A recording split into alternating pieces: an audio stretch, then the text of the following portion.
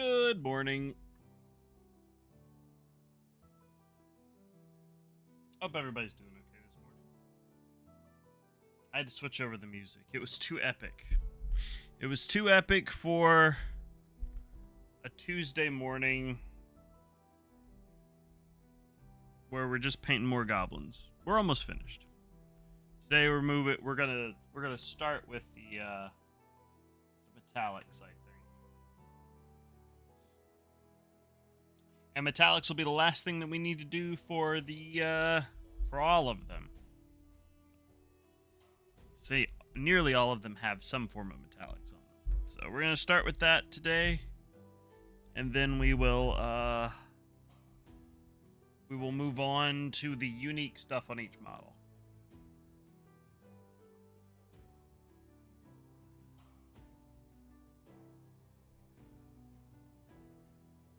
Place to put my coffee that's a little closer.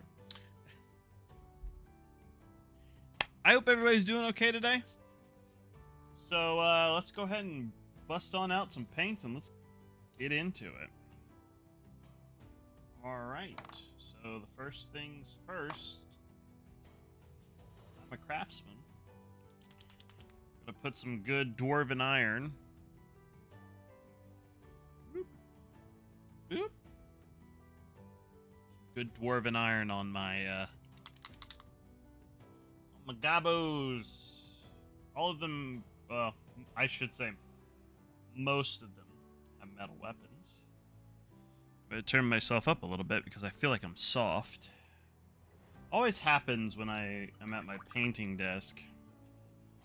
Feels like I'm soft because I'm so far away. Alright.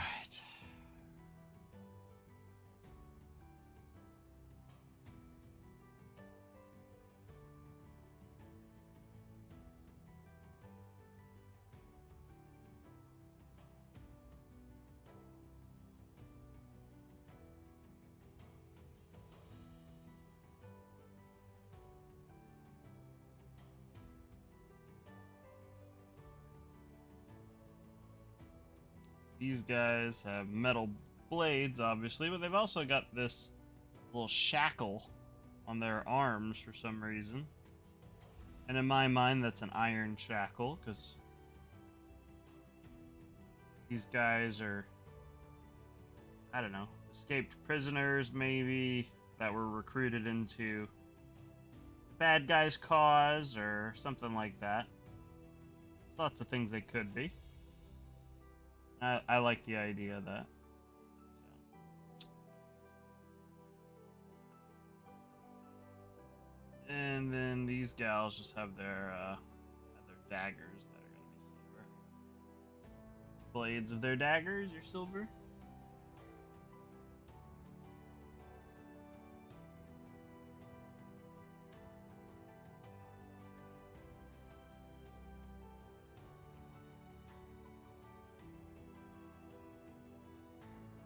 Hey, Zonated. Yep. Working on more. We're working on the same goblins. We're finishing them up, though. Today, I want to finish them. They are very nearly done. I want to finish all the painting that needs to be done on them. And then, I'll do the basing off stream. That's boring. Nobody cares about me basing these models.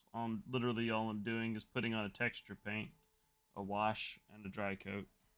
Or a dry brush. Not a dry coat. That's stupid. I wish I had something else to offer you. Right now, it's... Oh, these guys don't have any silver on them,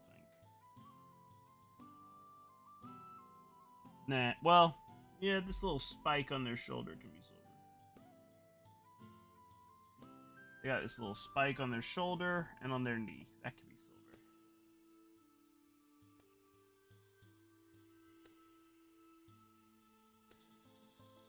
I feel like I've been painting the same thing for so long. I know that everybody's getting tired of it.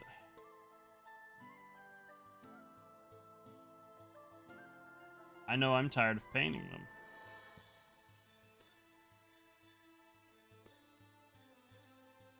But This may not be the case in future, but I kind of wanted to paint these all on stream just to prove a point. Also do that little buckle of silver. Just to prove a point. It's my stubbornness. Let me get her first before we move on to that one.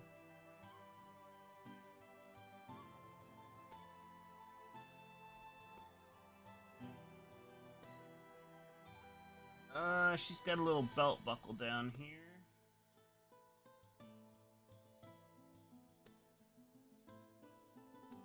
That can be silver. She's got this little ring on her back. That can be silver. Alright. Not a whole lot of silver on the bomber gals. So let's just go ahead and knock those out. We won't need any more silver base coats on them after that.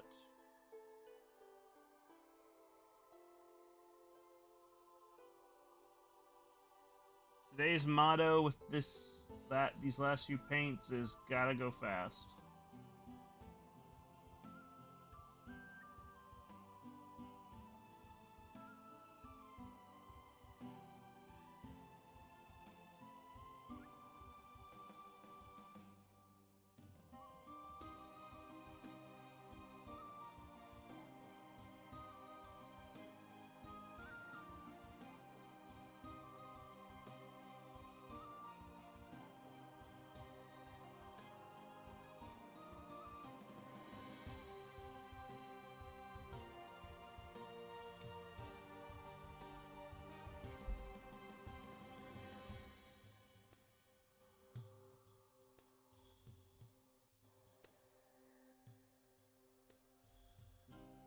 The music was just a little too loud for me. All right. These gals won't have a ton of silver on them either. Wild ones, I like to call them. Because they are more feral, but their claws are going to be metal.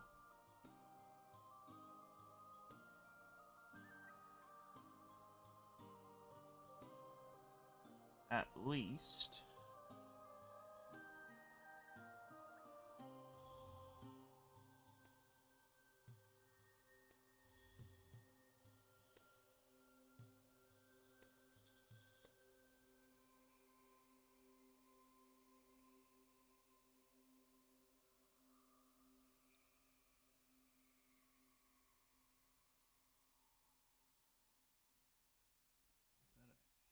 Or something?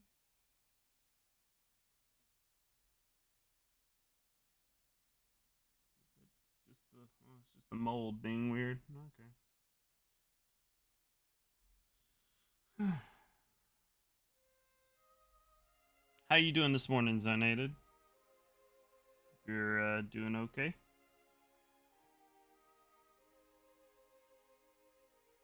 We'll also paint like this iron plank thing here as silver.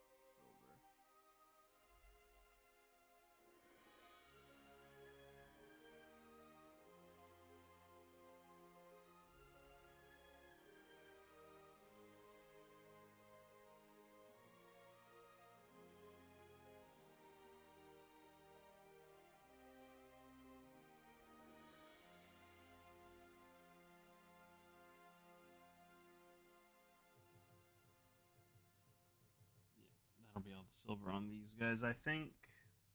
They don't have any buckles or anything, really. Your ass kicked a Pokemon Pocket. Is that any fun? That's the Pokemon TCG mobile app, yeah? I've heard a couple of people talk about it.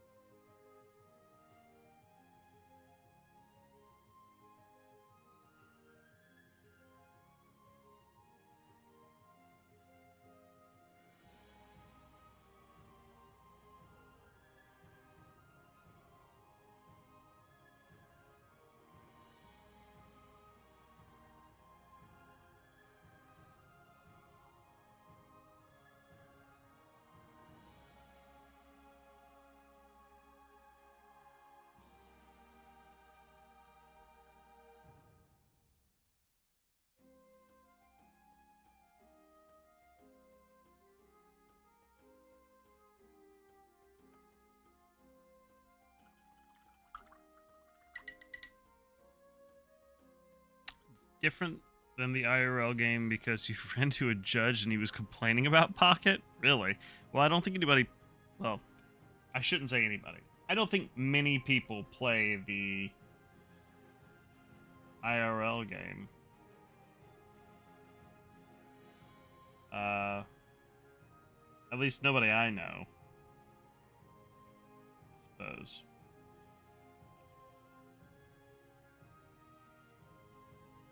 I think most people just buy Pokemon cards to make TikTok videos about their pulls.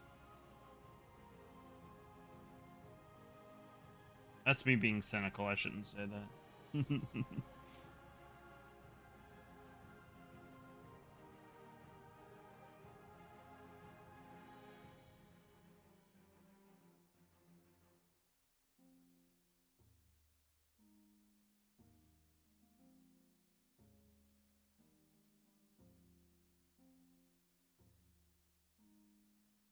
think it's just the cleaver on these guys.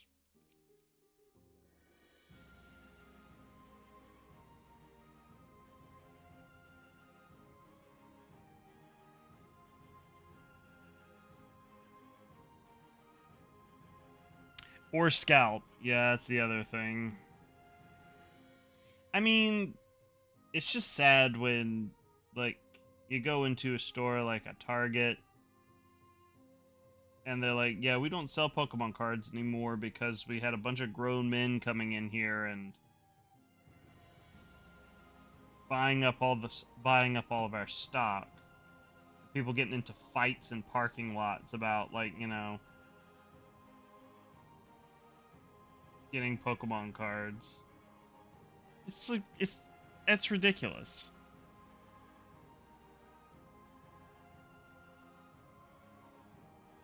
And like, I walked into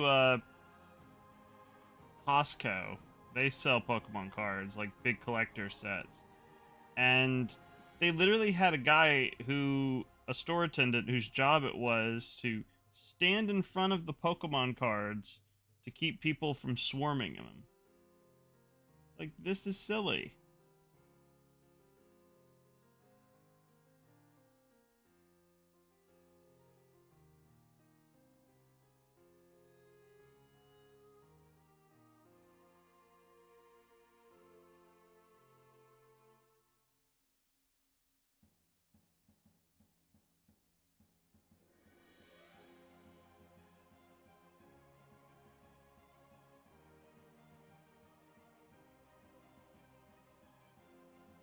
I just remember I mean I don't know which one of the Paul brothers it was that did the whole Pokemon thing and that made it catch on. I remember when it started because, like, I mean, I played Pokemon cards when I was a little kid. And I didn't really think about them after that, but now I guess nostalgia is super marketable. So people are gonna swarm for these things and never ever play the game. They just want to have it so that they can have it and sell it for money. It became a commodities market, which is sad. I think part of it is because the Pokemon trading card game I don't think is that great, but that's just me speaking as a person who only played it when I was like 10 years old. Logan Paul. Okay. Yeah, he really did fuck up the market because he pulled that, like, or he got, like, that, I think it was a Charizard that he wore around his neck. It's ridiculous. So stupid. I mean, here's the thing. I play a little bit of Magic the Gathering. And that... Nobody swarms stores for Magic the Gathering booster packs. They scalp them, that's for sure. You see it all the time online, but... Nobody swarms the store. Because most of the valuable Magic the Gathering cards are very old. Now, there was the whole One Ring controversy. So this is something I don't know if you know about it.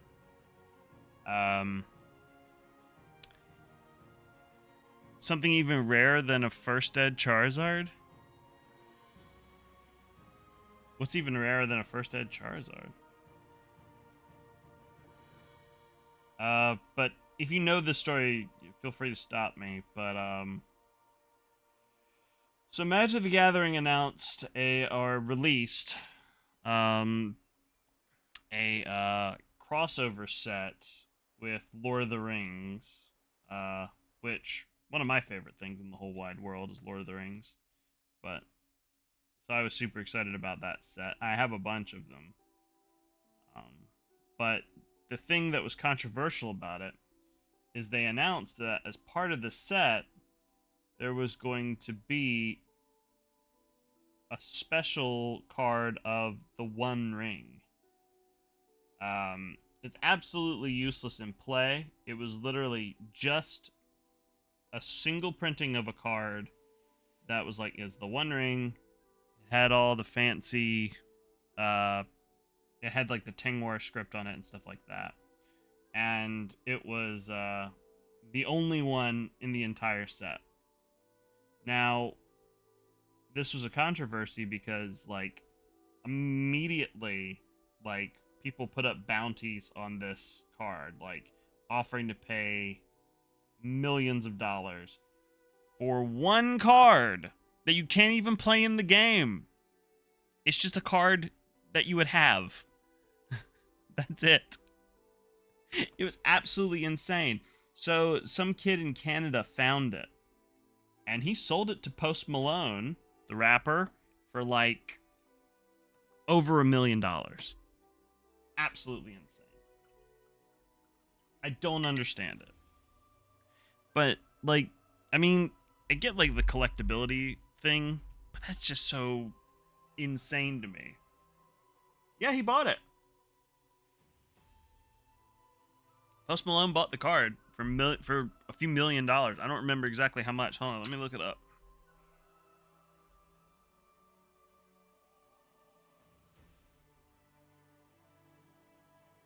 Oh yeah, it was the artist Pikachu. That was the one, the illustrator Pikachu, because it was from a. I remember this now because it was from a Pokemon art contest.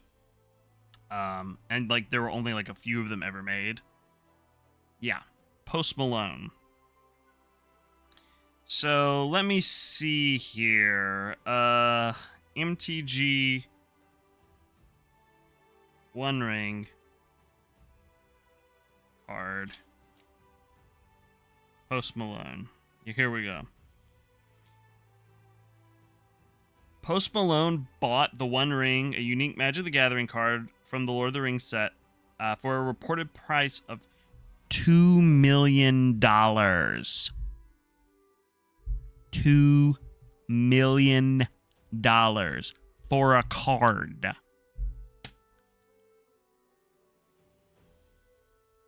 I don't get it. I don't fucking get it.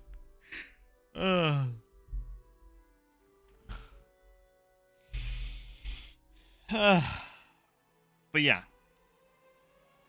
Yeah, he wanted it. I mean, Post Malone's a huge nerd, so I get it. And honestly, if I had, like, Post Malone money, that's the kind of shit that I would do.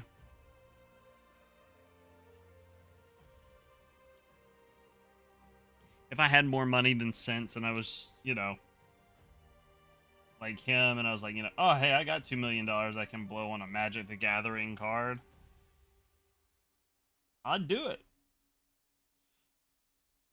I mean, like, you can get a Black Lotus, which is a card that was printed in the original alpha, or was it beta? I think it was beta, original beta set of Magic the Gathering, and I mean that card alone is worth like $10,000, which is crazy to me. They've sold for tons and tons of dollars, depending on how much it's worth. I mean, I don't friggin' know. It's crazy what people will pay for collector's items.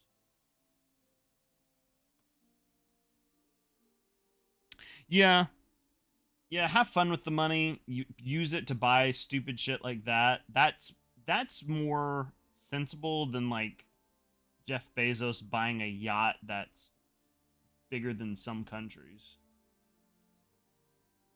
You know, to me at least.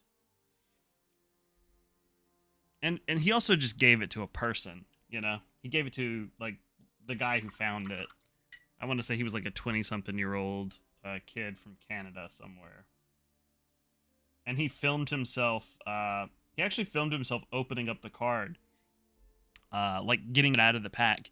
And it's such a funny video because he opens up the pack and he gets it out of the pack, and you can see like his hands are like visibly shaking as he's like looking at this One Ring card.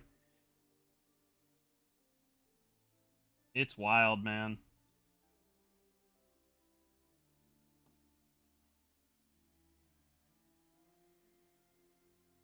But yeah, he gave it to a person, which is good. There wasn't some corporate entity. It wasn't some, shady online reseller. It was just a guy in Canada who found the One Ring.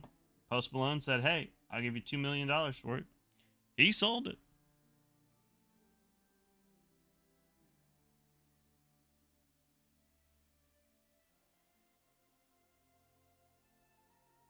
Well, here's the thing. I don't mind if you start a company and you make a ton of money. That's perfectly fine. You start a company, obviously you deserve to make money on it. Now, when you look at the way that these billionaires and CEOs operate in our society, it's a symptom of a larger issue.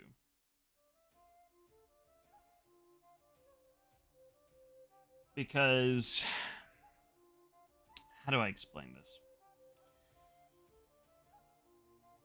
Well, publicly traded companies like Amazon and Google and all these like big Fortune 500 companies, right?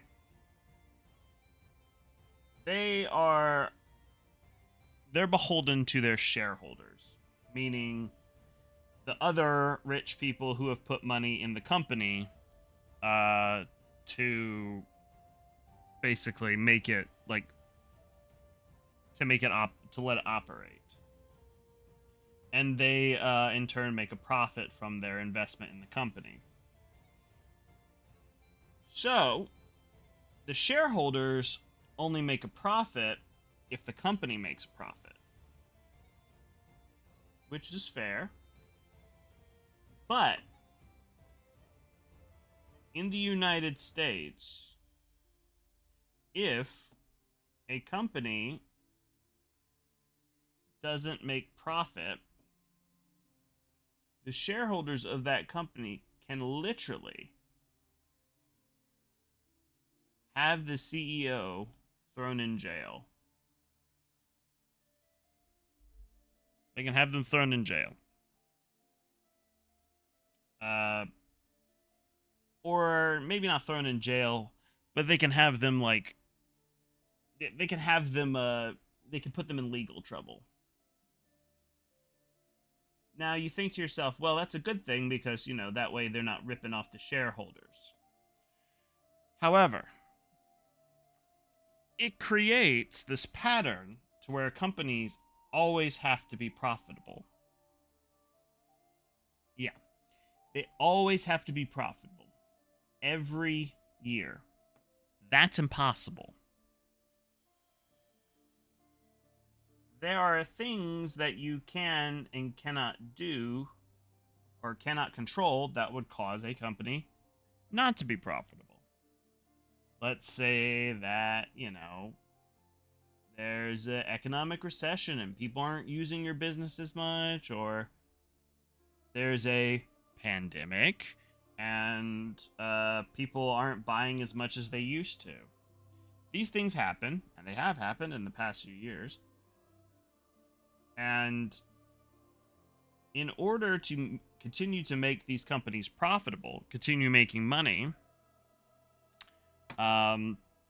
CEOs have engaged in some pretty questionable practices. And also, to keep themselves, keep it so that they can continue to receive their bonuses every year. These CEOs have been, they receive an annual bonus like a regular employee, but they're in control of the bonuses. I'm just gonna paint the hilt of this guy's just to keep them consistent. So these billionaires are making about 100 times what their employees are making. And in order to maintain the bonuses that they receive every year and to keep the corporation profitable, their solution, instead of OSE creating a quality product, is to cut costs. And they cut costs by doing two things. One, they sacrifice quality of the product to send manufacturing jobs overseas, and that saves them on labor costs. And if it's a job that's not a manufacturing-based, or if it's a company that's not a manufacturing-based company, and instead they're like a, let's say like a game developer or something like that, they're a products-based company, so they have a bunch of skilled workers employed under them.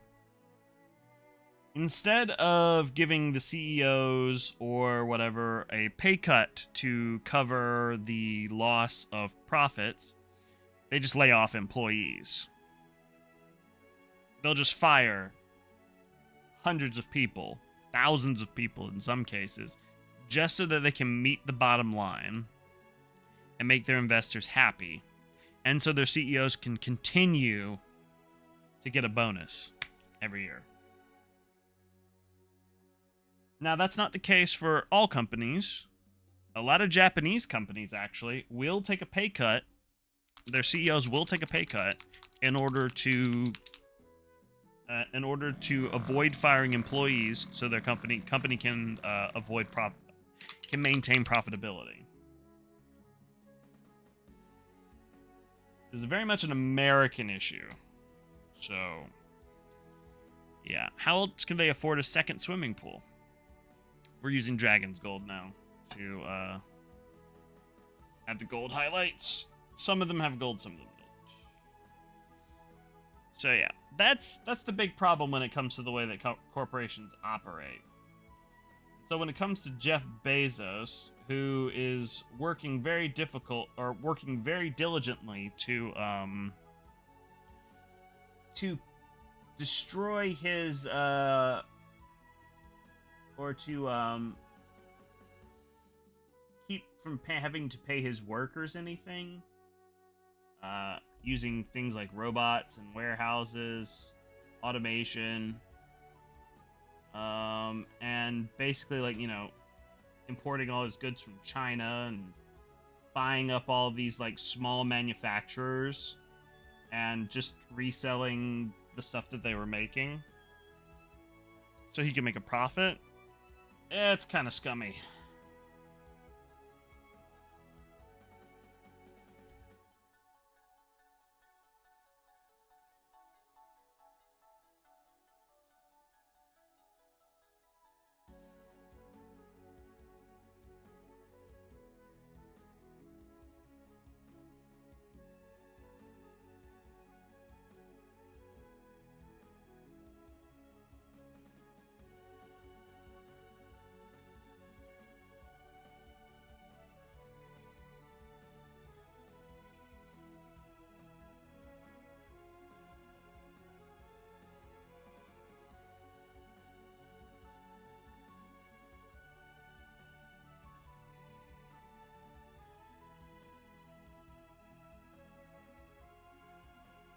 There gold on this? I don't think so. Nope. So that's my 2 cents donated.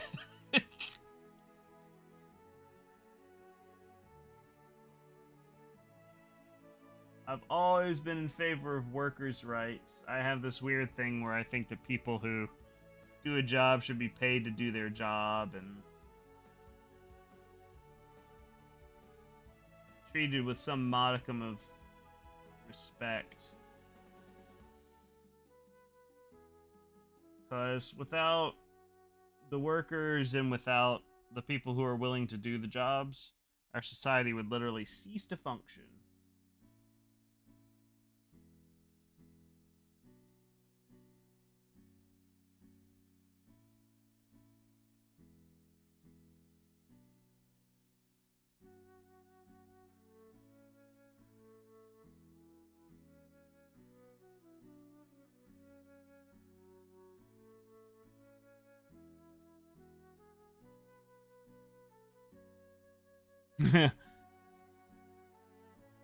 Ooh, thank you.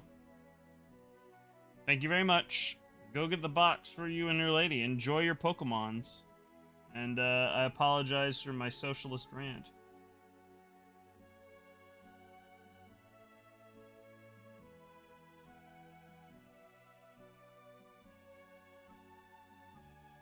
Very nearly done.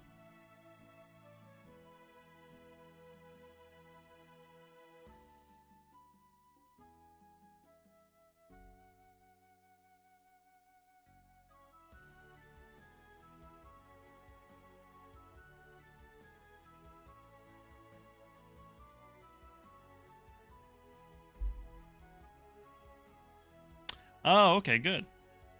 You're watching her drive. Well, make sure she keeps both of her eyes on the road. I wouldn't want her to get distracted by your handsomeness.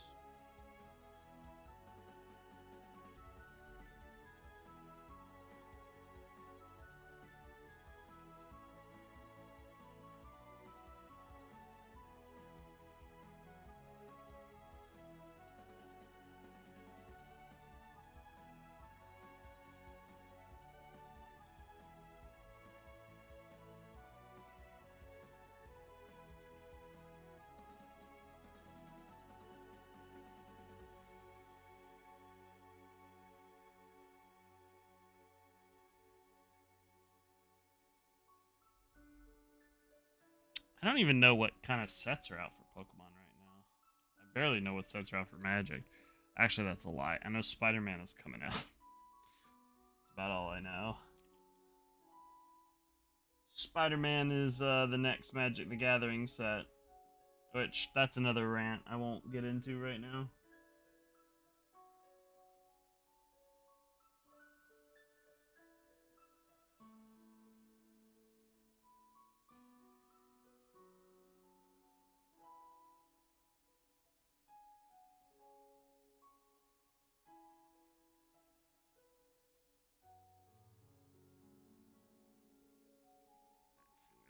Earrings. A lot of these guys have earrings.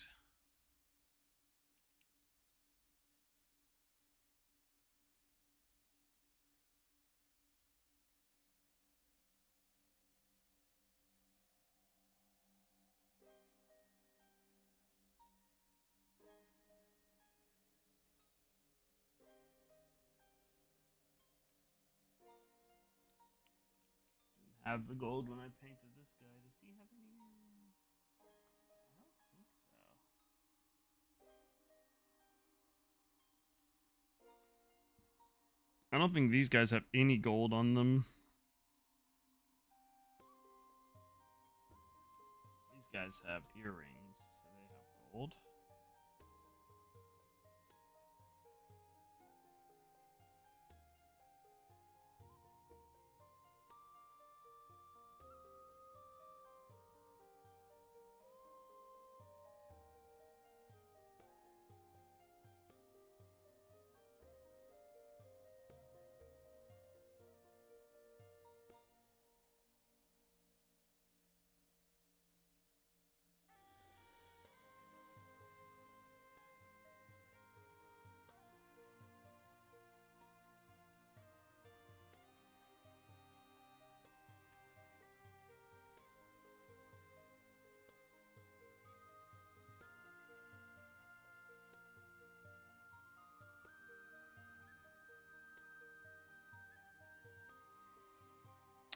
Yeah, that would be nice.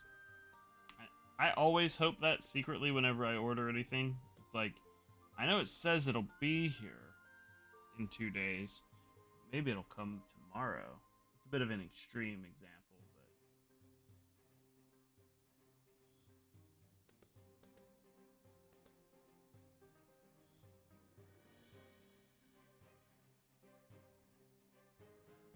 but mostly just me hoping like stuff I order gets here like, a day or two early.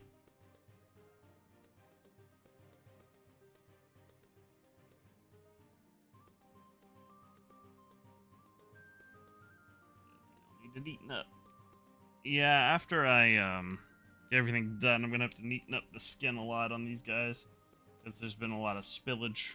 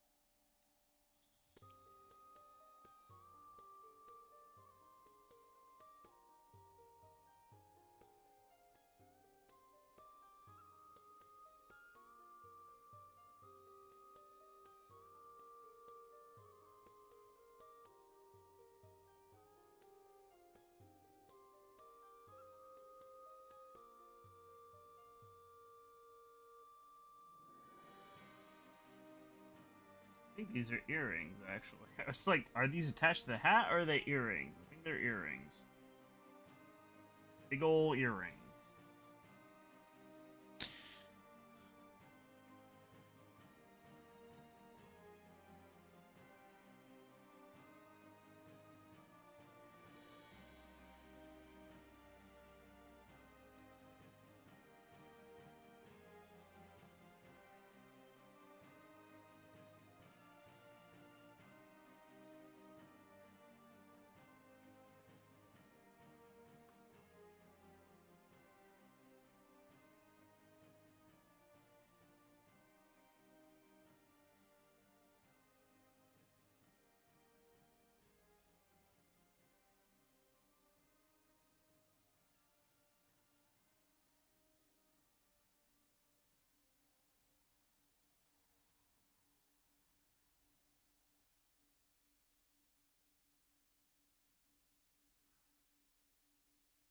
I'm just gonna paint these handles gold.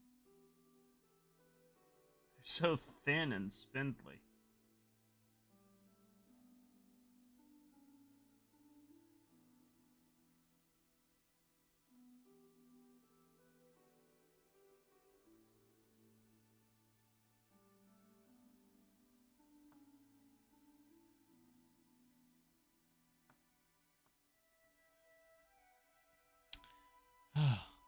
These ladies have a little bit more gold on them than the rest of them. She's listen, she's a strong, independent goblin woman, and she knows what she wants. And what she wants is gold.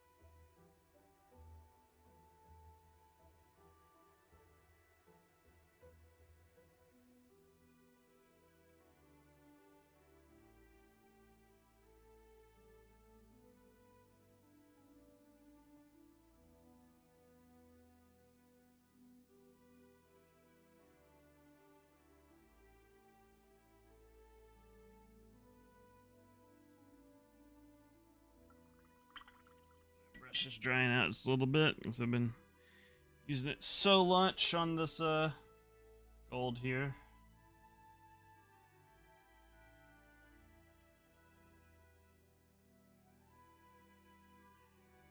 I really like this gold paint.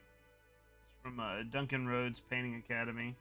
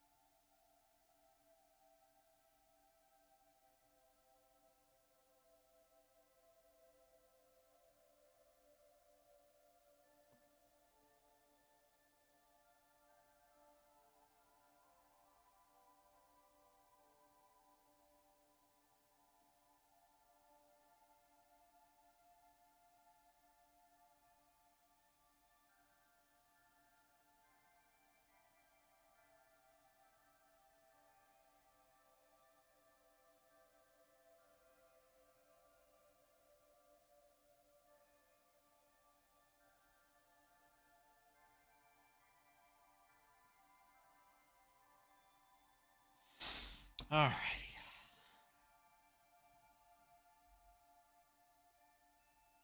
Just one more stabby lady with tons of gold on her.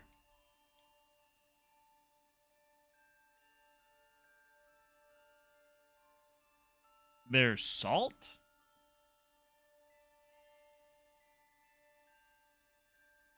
Did you use salt in the thingamajig? Or in the solution that's inside?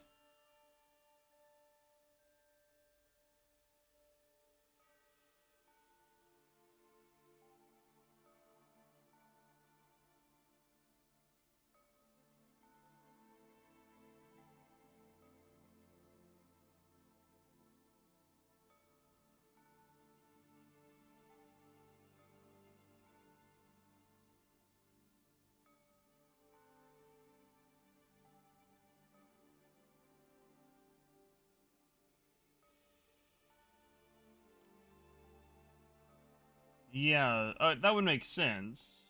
I wonder if it's just not sealed, because there shouldn't be salt accumulating on it if it's all the way sealed.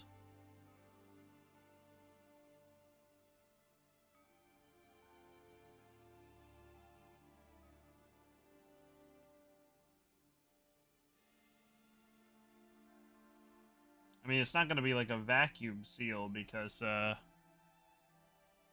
mean, you know.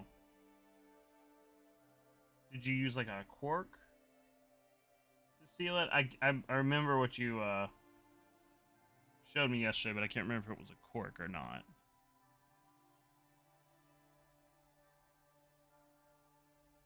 I forgot to do her earrings. Can't forget that.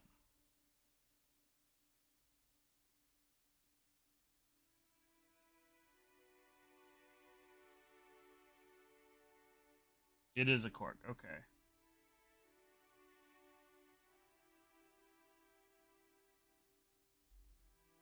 Because I saw the wax seal that you put on top. I wonder if it might be worth it. And this is just me spitballing here. I obviously have no experience doing this. But just thinking from like a logistical, like, quote-unquote craft point of view. If it would be worth it to maybe... Oh, hey, Rom. Yep, been about almost an hour. But I'm late today, so... You're fine. I wonder, Zonated, if it might be... If you could, like, drip wax over the sides as well. So, like, sort of not just coat the cork on the top, but to like set it down the neck of the bottle a little bit. I don't know. I've seen that done before. I don't know how that works. If that will maybe create like a better seal to keep the water from getting out.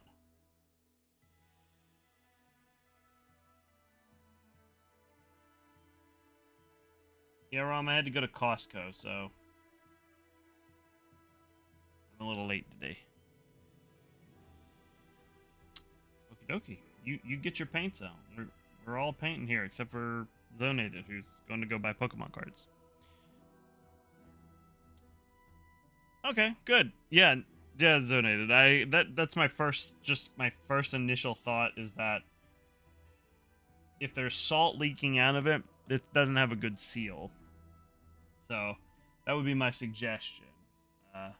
Hopefully that works for you.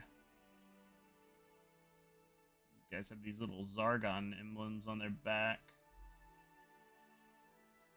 So that'll be gold, because Zargon's emblem is usually gold in the game.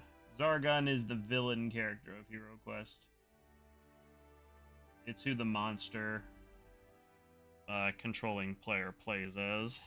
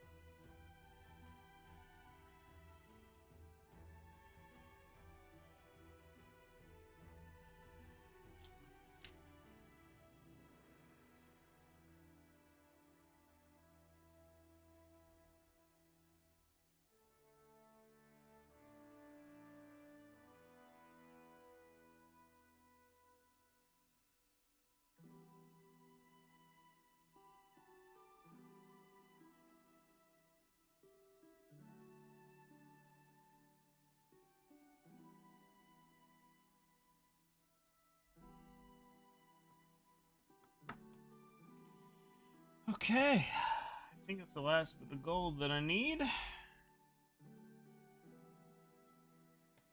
Alright, next metallic.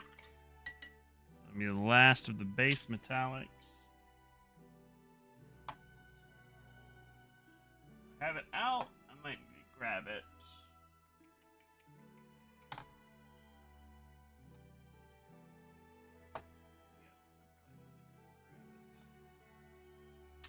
Yep. It's going to be bronze or copper or something similar to that. Yep, here we go.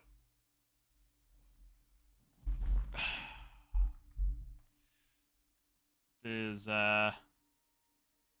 Spartan bronze.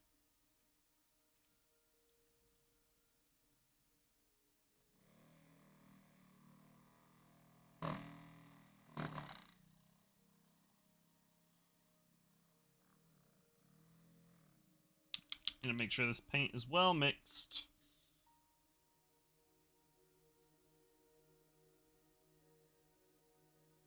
All right.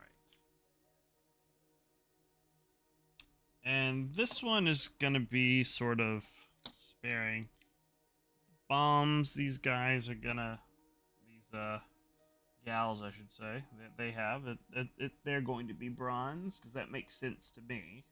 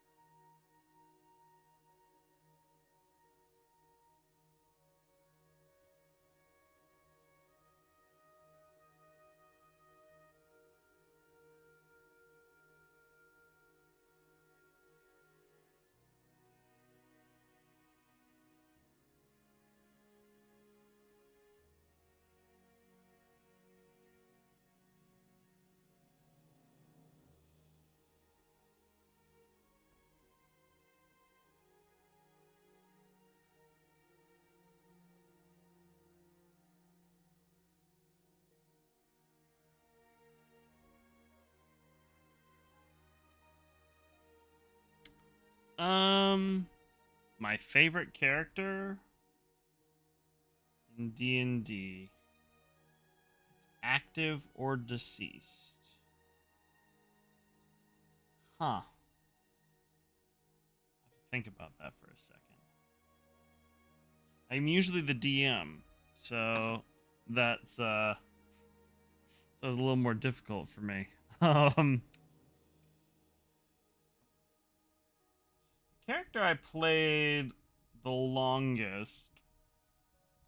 Um, I mean, I like wizards in general, but the character I played the longest that I wish I could go back to was a wizard named Woden.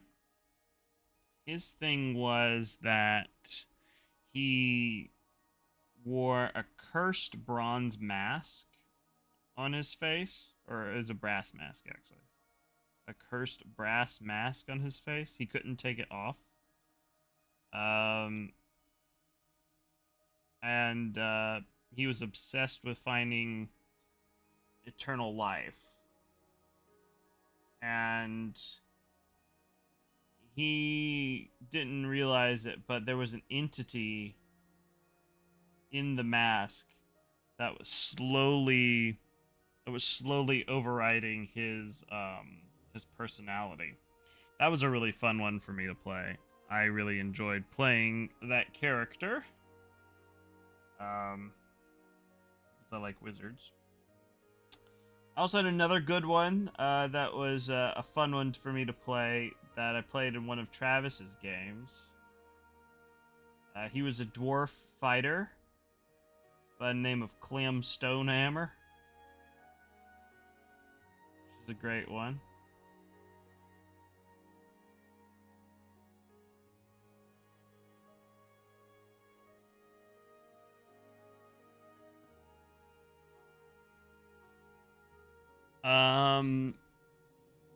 Some good NPCs that I like. Oh, another good one. God, I have so many good characters that I like. Just now I'm thinking about there's a half-elf sorcerer named Feldrin. I think his name is Feldrin. I might be confusing him with an NPC, but his name is Feldrin, and he was a melee sorcerer, which was really interesting for me. Um,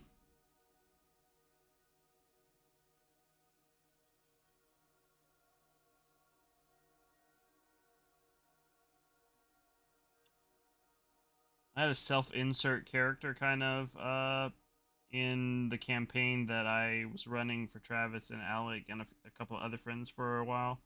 Uh, his name was Argus Greensmith. He was sort of like a barbarian druid kind of deal, which was fun.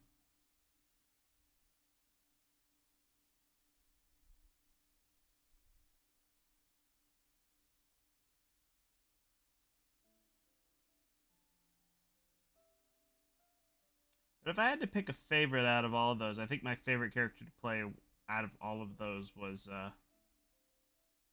is Woden, the wizard with a cursed brass mask on his face, or a bronze mask on his face. Brass, it was brass. A cursed brass mask on his face. That would be my favorite out of all of those that I played, I think. It's just a cool idea. And I guess I'm patting myself on the back for thinking of it, but I really like that character. Yep. Couldn't take the mask off. It was attached to his face and it was slowly overriding his personality. And he had no idea. Didn't get farther enough with him. There was a plot line that my DM, who was running the campaign, introduced that basically we were finding other pieces of a suit of armor, and the brass mask was like part of that set.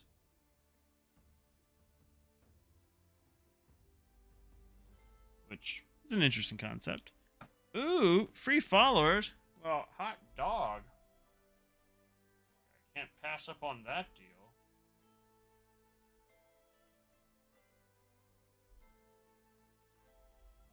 Ah, gotta love it.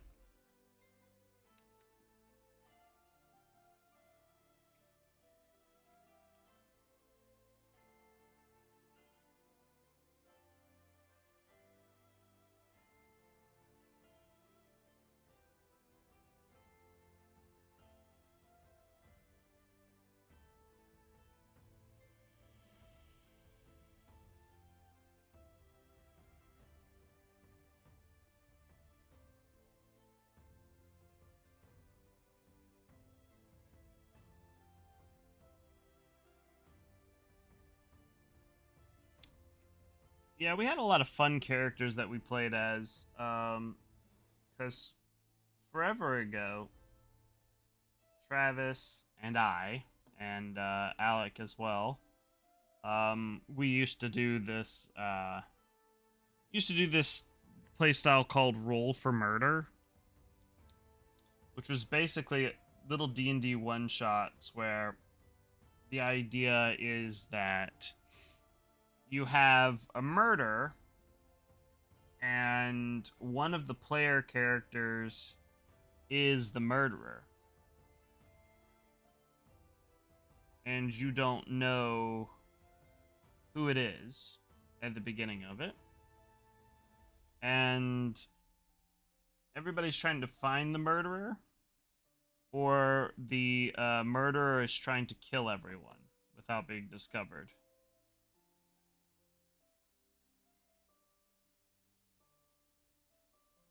So that was a fun little one-shot format. There wasn't a whole lot of combat in there. It was mostly about investigating and trying to discover who the murderer was and solving a mystery.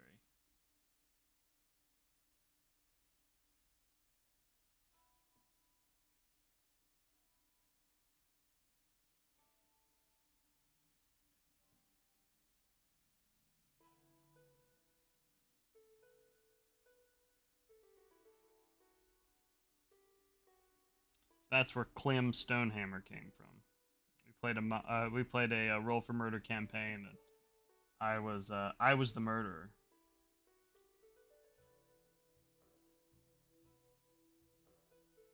But to be fair, he was forced. He was coerced. So, you know.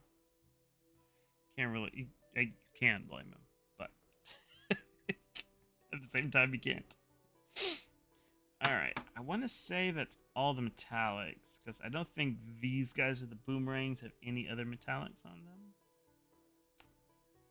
So, yeah, alright. I guess it's time to apply shades, and then we'll move on to some unique features.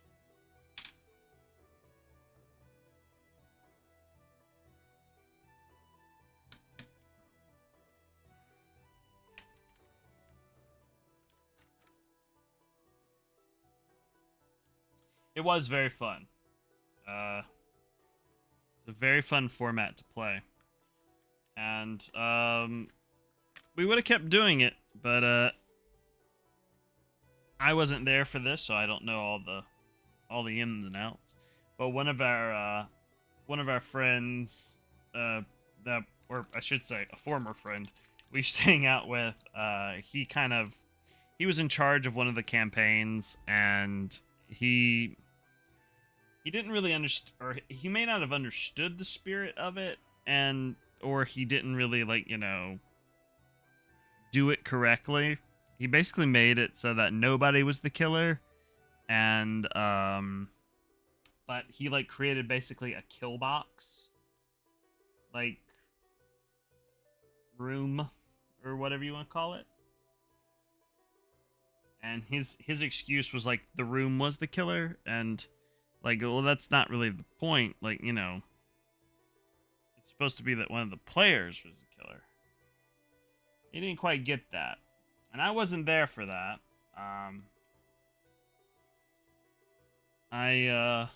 But that is what I heard. And it's kind of why they stopped doing it. Because he kind of took the fun out of it. Because he got really he got really pissy about it, and I just took the fun out of doing it anymore, and that was that.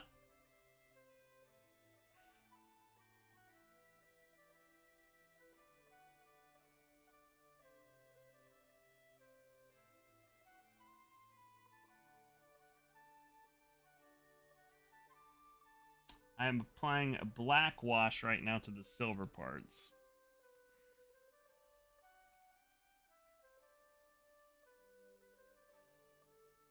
Just to let everybody know what I'm doing.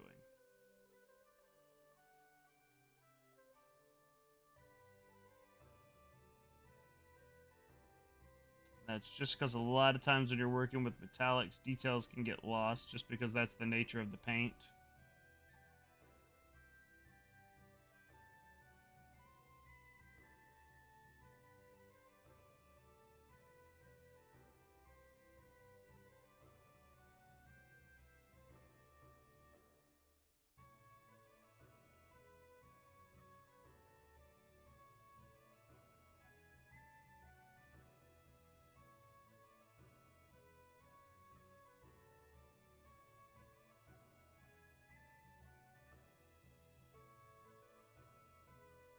I believe, I don't know if they are still available on podcast platforms, but for a while they had Roll for Murder as a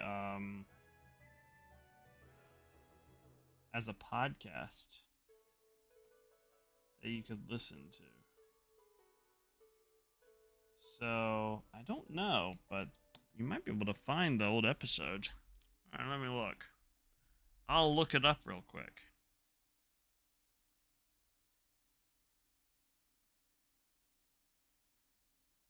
I'll look it up.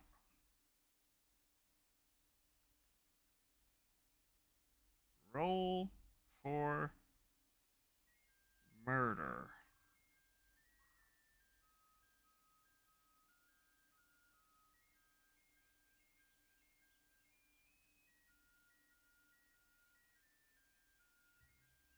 Doesn't look like it.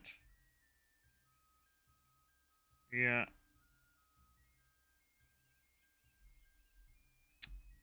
They used to be available. It looks like the podcast distributors took them down. Probably just because they haven't been updated in forever, and whatever platform they were being hosted on just was like, we don't need these anymore. These guys are done.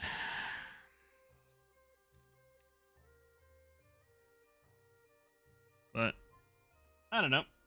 It's either that or Travis took them down. It's quite possible. I have to ask him about it. But they were out there. I don't think I was on any of those episodes actually. I think a lot of that was just those guys and some of Travis's old friends.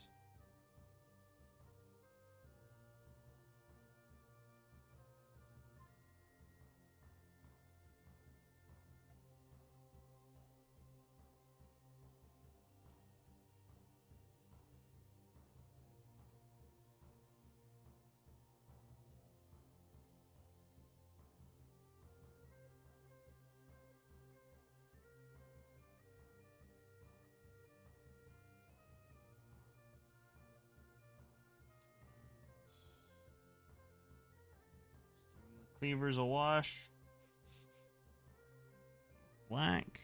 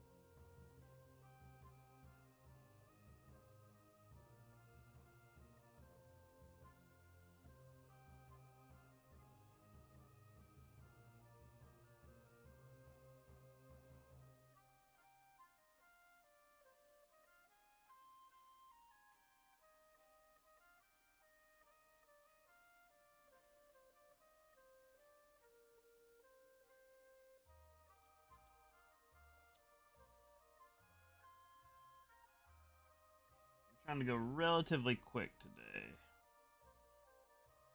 Because we've been painting these goblins for a long time, guys. I don't know if you know that or not.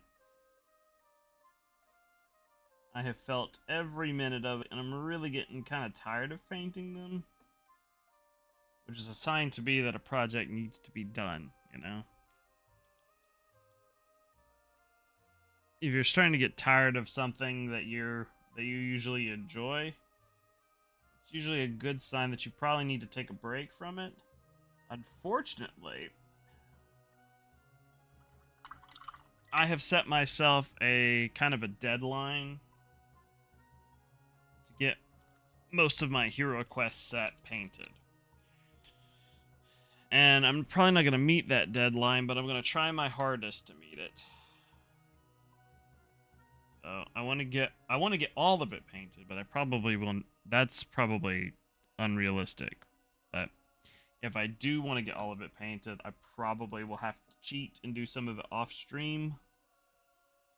And you guys can just tune in for the parts that I paint on stream. If you're okay with that, that's fine with me. Because I need to get it done. But I want to get it done before the first weekend in October, and that's probably not going to happen. My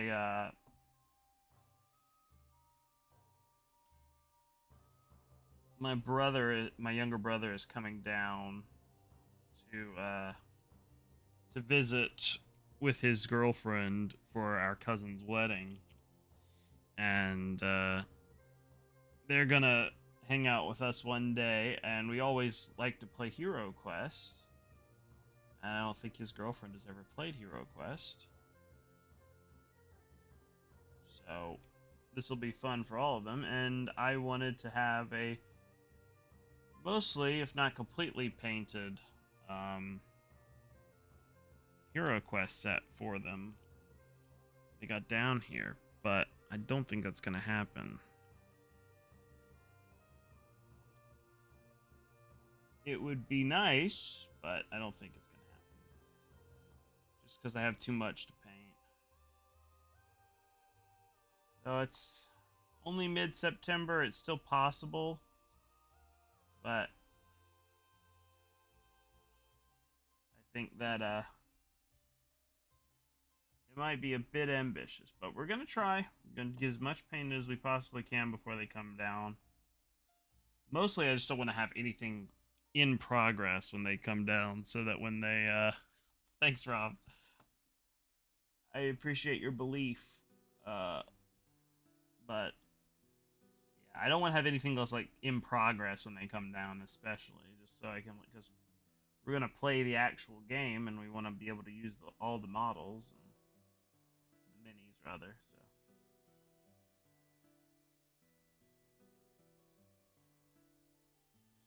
that's my goal. We'll see how feasible it is. This is the biggest group of monsters that I have to paint, though. The rest are pretty small when it comes to like the squads of monsters. But that's why I wanted to knock out these goblins.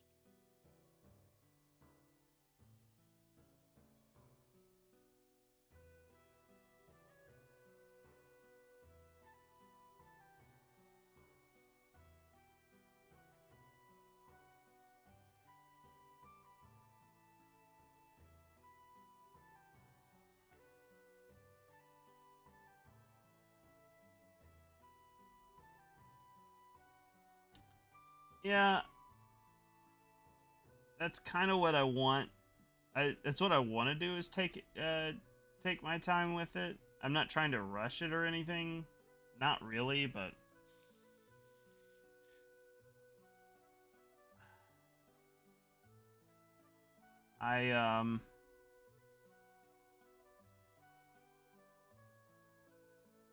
I do think that giving myself a deadline though has given me like more motivation to paint though.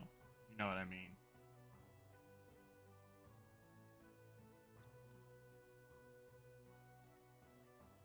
think setting deadlines for yourself honestly is not a bad thing. I think it's good to like say, hey, I want to be done with this at X time. And that way you can like you actually have like a timeline that you can put yourself down. I mean, like, and you're not gonna get in trouble with anybody if you don't make that timeline. I just realized that these guys have earrings that I need to paint.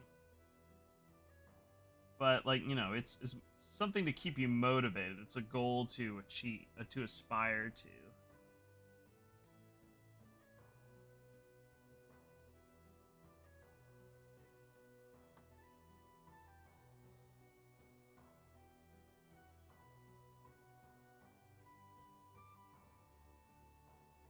Now, I never think you should like beat yourself up if you don't make your time make your deadlines, because I mean, there's any myriad of things that can happen if you don't make your timeline. Because, like, I mean, you know,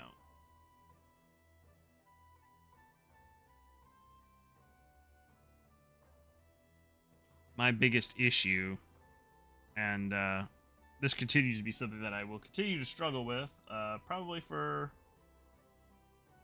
many, many, many, many years, and that is I tend to get depressed, and just I tend to get depressed over lots of things, particularly like, you know, I get depressed about like stuff that happens.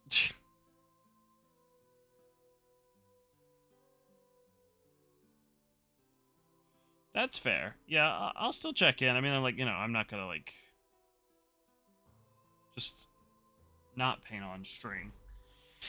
There will still be stuff. Ugh. Continuing the progress and whatnot. Okay, now we need to do a brown wash. It's our battle mud wash. That's gonna be for pretty much everything else, gold and bronze. Yeah, I'm the only reason why I'm hesitant paying off stream is because we've kind of been through this, kind of been going through like this whole painting thing, with these goblins especially. We've kind of been doing this together on a little journey. As cheesy as that sounds, but that's kind of why I've been painting. I haven't painted these off stream at all. The most I did was I added some basing material and I shaded the Goblin Shaman's base. That's all I've done off stream for her. But like,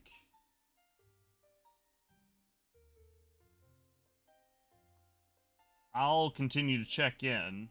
You just gotta follow me on. If you follow me on Instagram, I'll probably post pictures on there.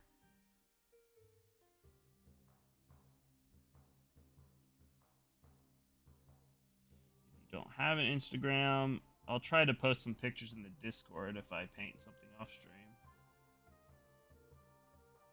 Or maybe I'll record some videos actually and do some real work.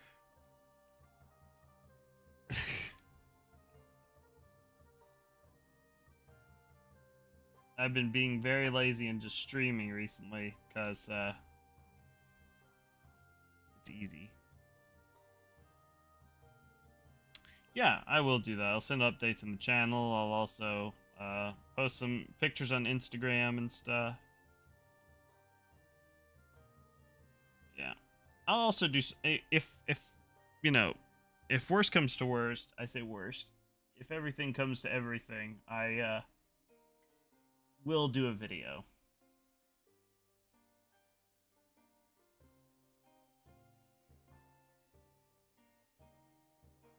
I think, especially once once everything is finished, I definitely will do a video talking about the whole process. Just because this HeroQuest project has been a long time coming for me. And thank you for following everywhere around. I really do appreciate that. This HeroQuest project has been a long time coming for me.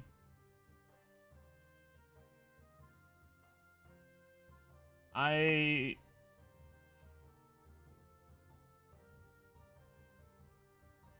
But I'm trying to figure out how I'm going to phrase this. Words are hard sometimes, especially when you're trying to focus on painting as well. So, HeroQuest was always a special game to me. The original came out in the 1980s, and my dad had a copy, has a copy. He doesn't had, he has a copy of HeroQuest. The original version from the 80s. And, he would play it with us when we were younger. And I always liked it because it was one of the things that I was really into that my dad was also really into. My dad doesn't like a lot of the stuff that I like. He doesn't like video games, even though he was the one who suggested our first video game console, which I always thought was hilarious. It was his suggestion, and then he doesn't understand why I like them so much. He was never into video games. We liked some of the same books, some of the same movies, but the things that he was really into were board games and strategy games. And I liked some of the ones that he liked, but the one that I really loved and that he played with us that he really loved too was HeroQuest. And I always enjoyed it well into my adult years. Like, we continued to play whenever. And after I started painting miniatures and had been painting for a while, probably a couple of years, I said to Dad, I was like, hey, why don't I paint your old HeroQuest set? And he was like, are you sure? He's like, I don't think he was skeptical necessarily, but he was like, he was kind of like, are you sure? I mean, like, that's a lot of models to paint and, like, that sort of thing. And I was like, yeah. And at that time, my younger brother was studying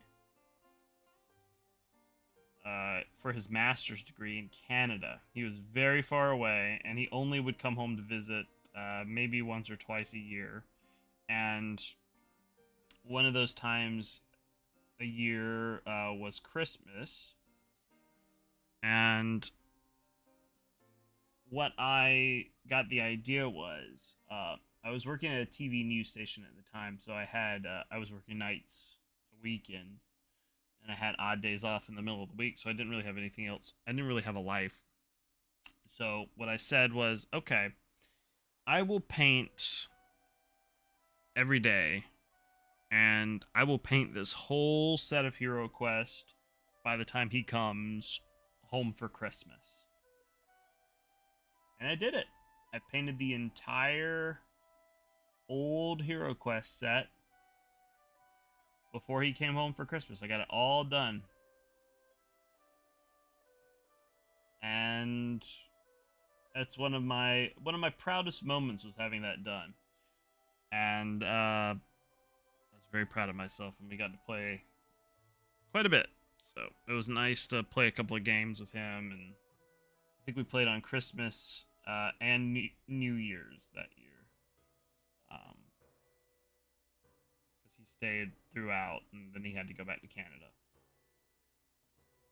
Now he lives in Maryland, which is very far away from me, and he only comes to visit every so often. And I don't have a group to play with around here yet. I kind of want to work on that. That's one of my goals for the end of the year, is to find a group to play HeroQuest with. And this is kind of a rare occasion, him coming down in the middle of the year. And I want to have this done so that we can all hang out the one day that he's going to be able to come and hang out with us and play HeroQuest.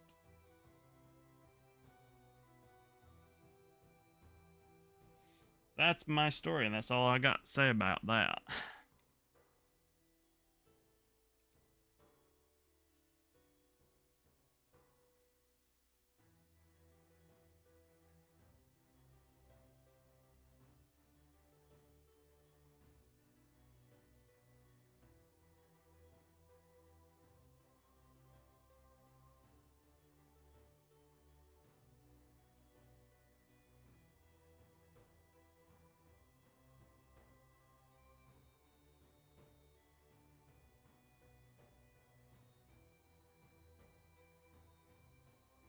Yeah. Oh my gosh, I very nearly dropped it.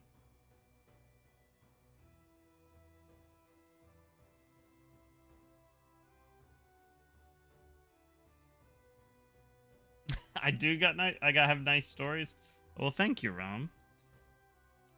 I think that as long as you enjoy them, that's all that matters. I am a font of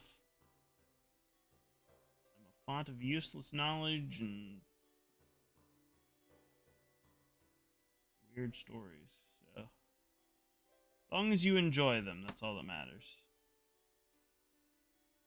And also, I figure, something to listen to while you watch me paint these things.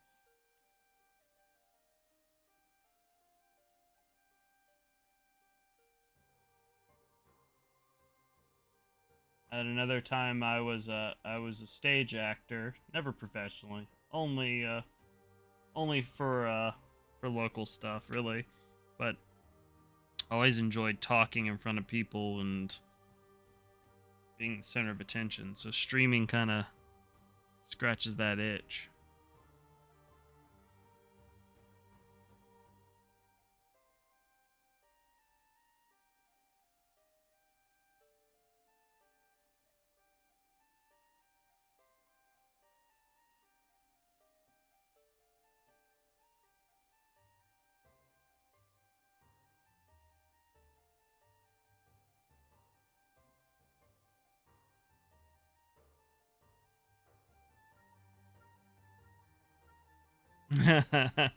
Yeah, no, I figure that's what most people do, is they kind of watch and listen, and they'll glance over every now and then,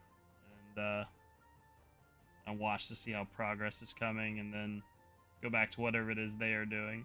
So my goal is like, what I would love is if people would just come in and hang out and and we could chat while everybody's painting. Don't necessarily have to chat in the chat. Just hang out and talk, and we'll all paint together.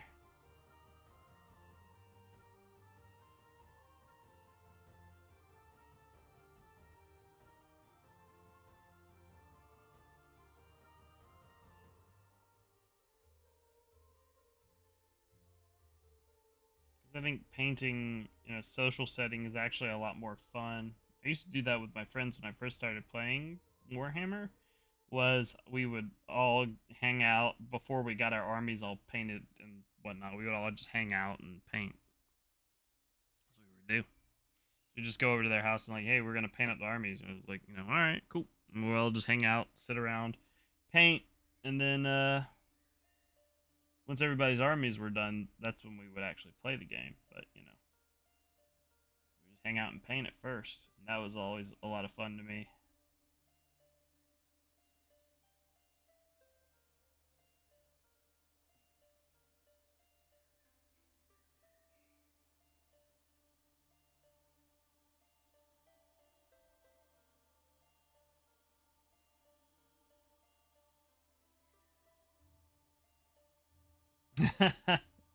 That's okay. Yeah, I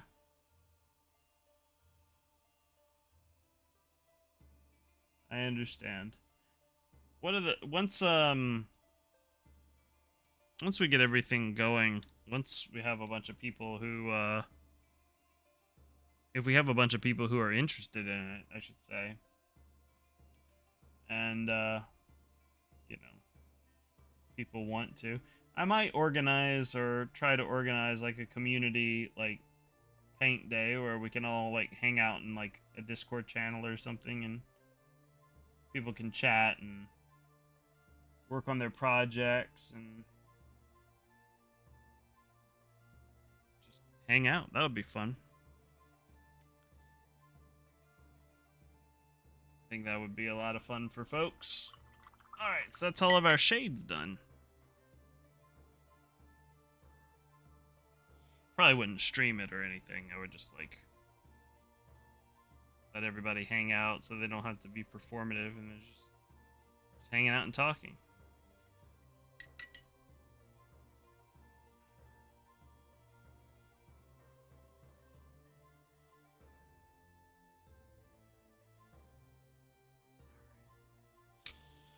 Whew. Okay.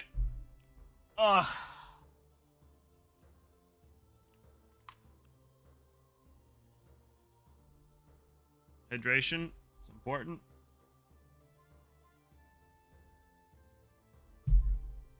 Just water in that glass, I promise.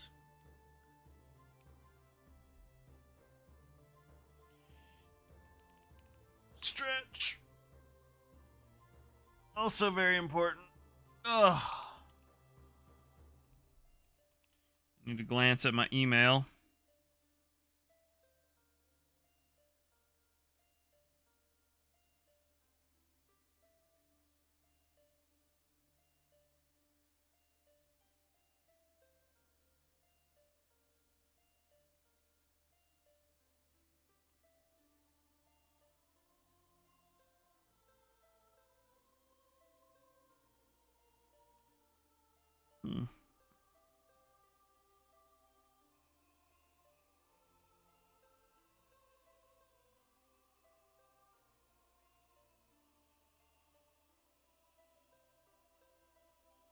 Okay. Whew. Okay. That also gave me an opportunity to let the washes dry and everything, so. Oh man, oh man. Let me think. What do we want to move on to next? Do we want to finish all the metallics, or do we want to do unique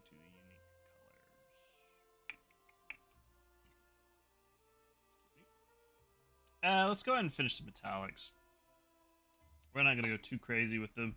We'll do the base coat, then a top coat, and then that'll be it. So for the silver, we're going to go over with Surcoat Silver. That'll be the next silver that we put on there.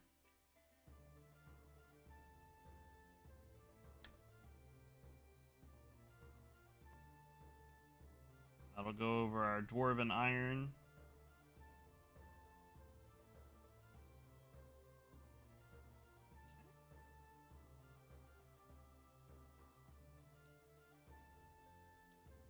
So again, these bomber gals do not have a whole lot of silver on them.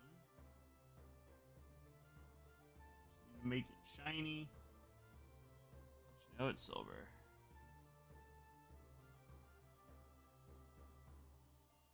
Here we go.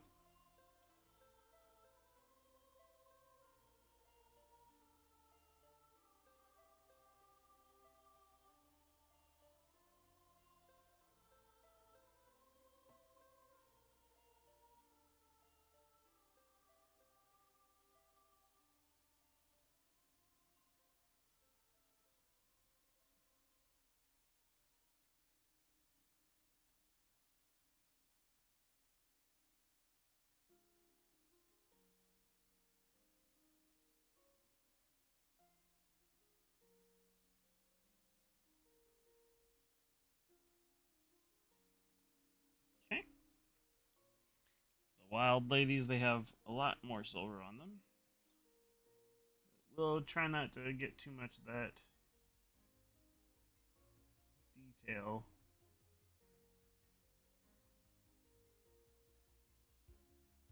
So we're just going to get the top of these claws.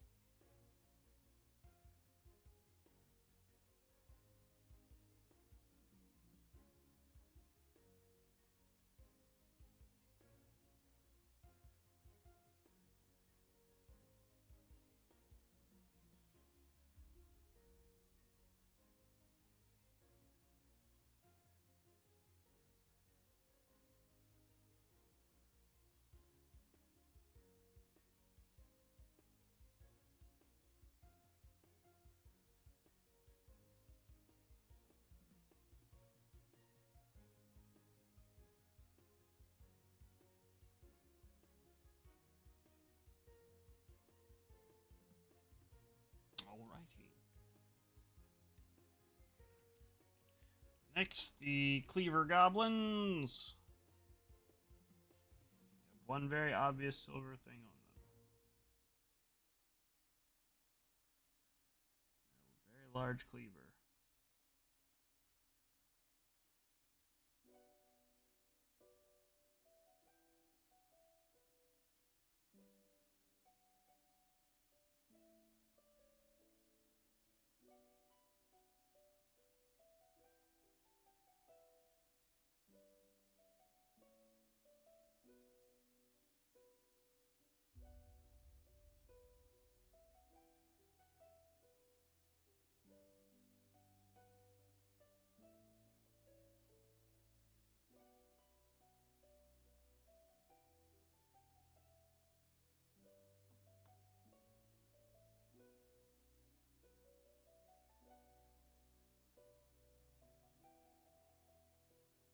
Okay.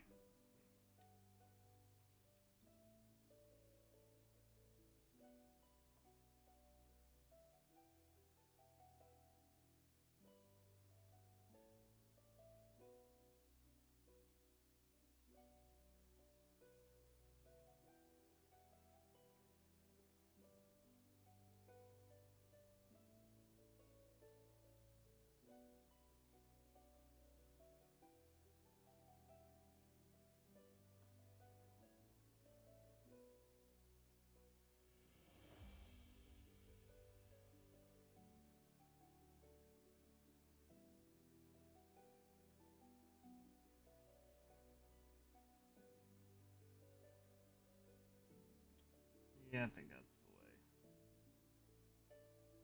Definitely need to paint with like a kind of a grain to it. It'll look better on these cleavers because it's just a large flat surface, really. So I just paint like in the direction of the blade and back. That'll look much better. Sure not to paint over the little hole in the top of the cleaver.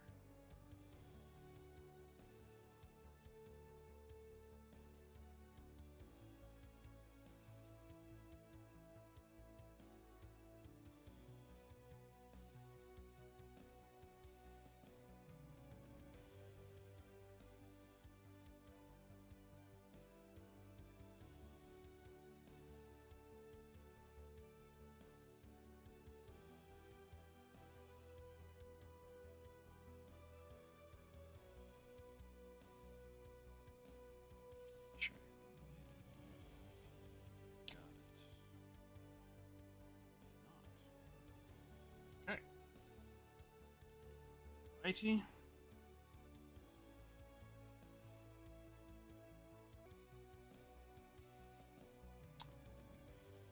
This one.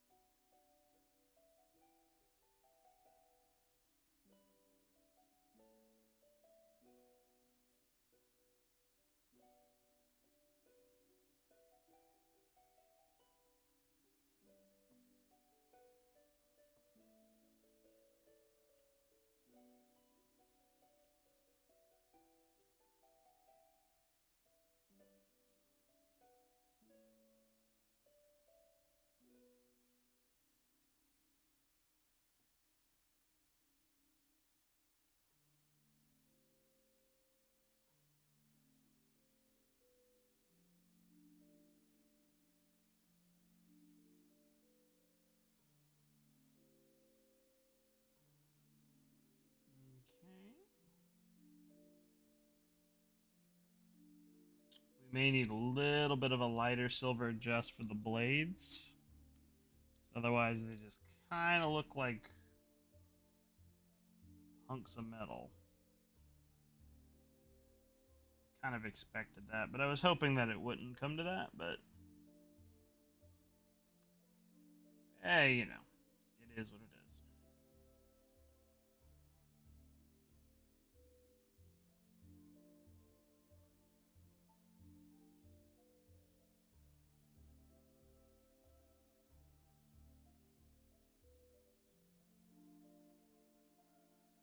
You don't have to use too much of it.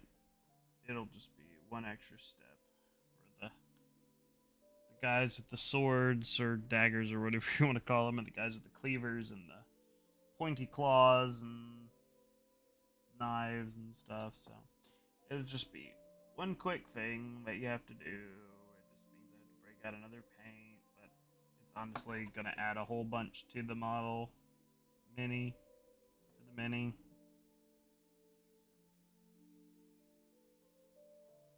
You keep calling them models. They're not models. I didn't build them.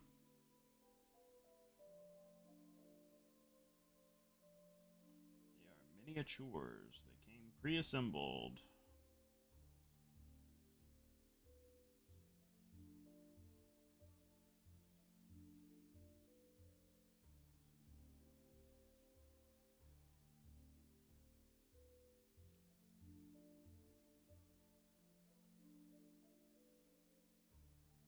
But I make that mistake a lot just because I'm very used to painting Warhammer.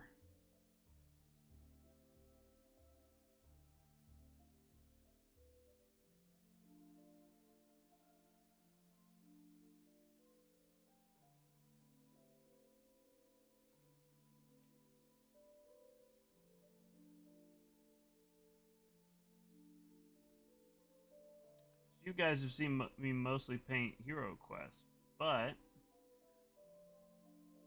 for the most part, I paint Warhammer. I have a whole cabinet full of Warhammer miniatures that I've painted. I forgot to paint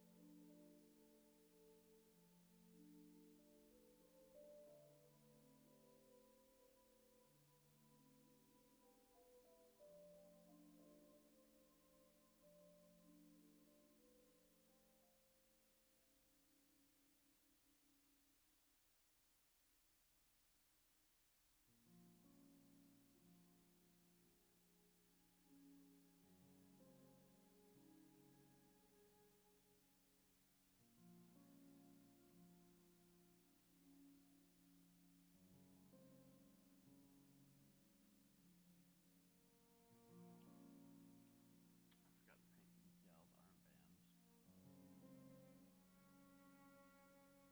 Always notice something when you're painting. Normally, something that I miss, I wouldn't bother going back to paint, but I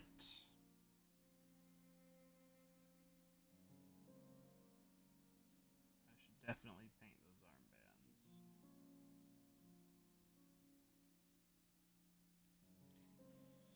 But I'll work on them when I work on the individual stuff.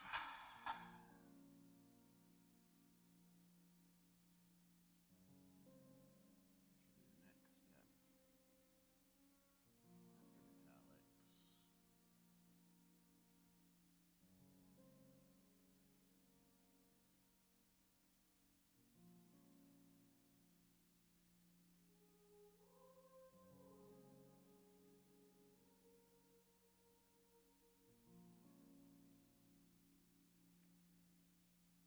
Alright. These fellas have just a little bit of silver on them in their spikes.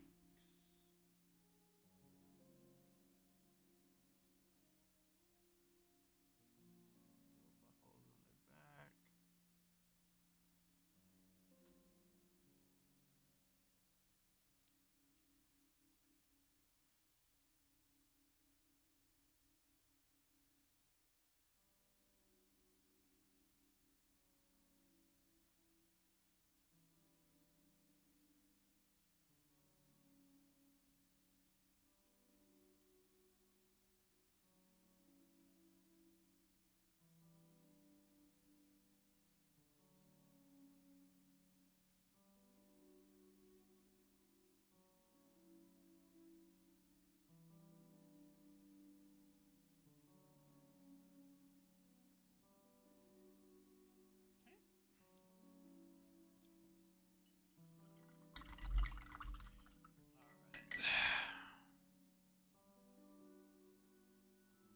ahead and do that last bit of silver while we're here. While we're touching silver. Put that to the side. And for that, we're going to use Mithril Blade.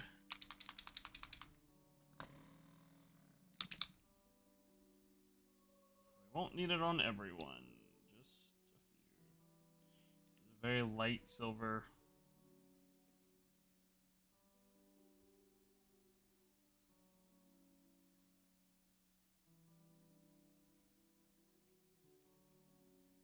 So we will put this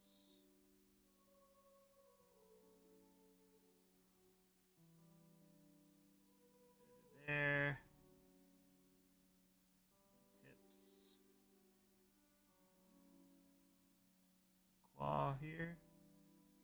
Just want that to look sharp.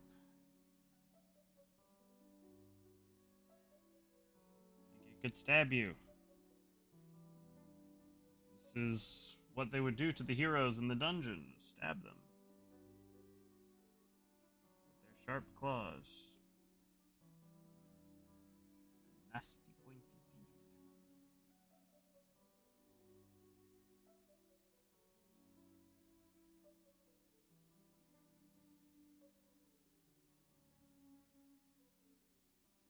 Okay. Them. Cleaver guys. Just the blade.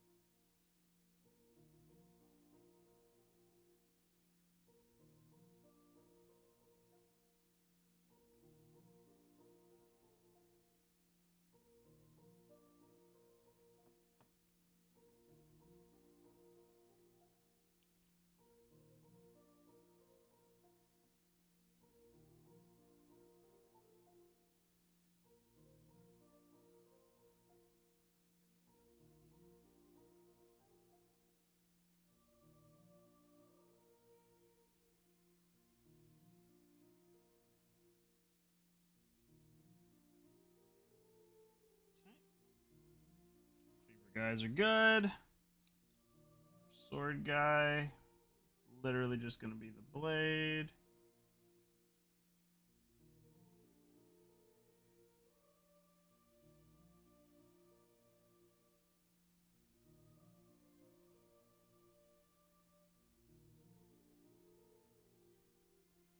Make sure his dagger looks sharp and fierce.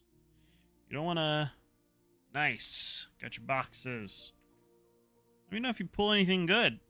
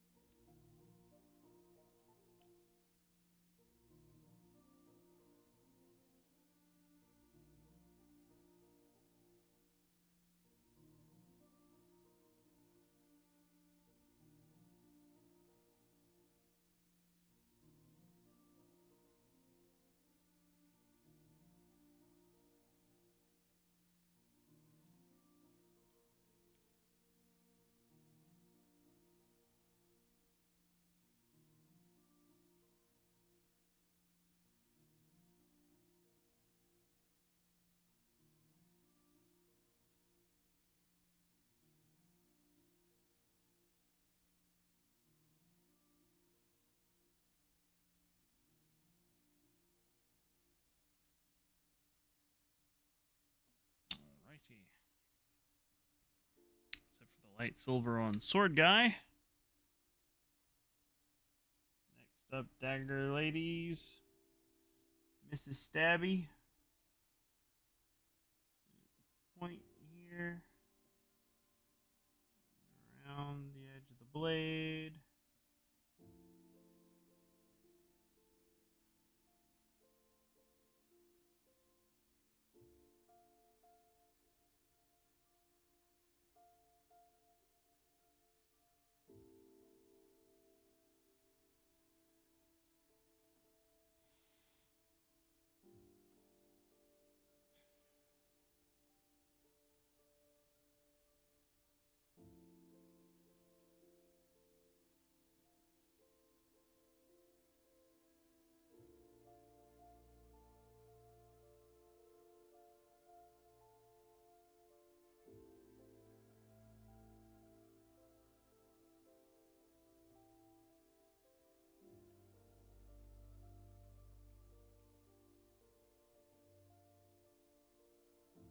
I do believe these were the last ones that need this bright silver.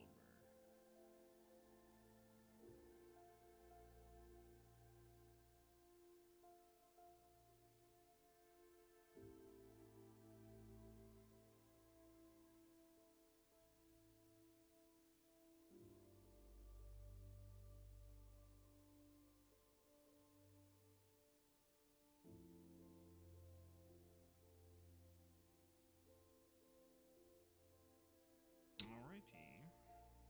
There's one more left.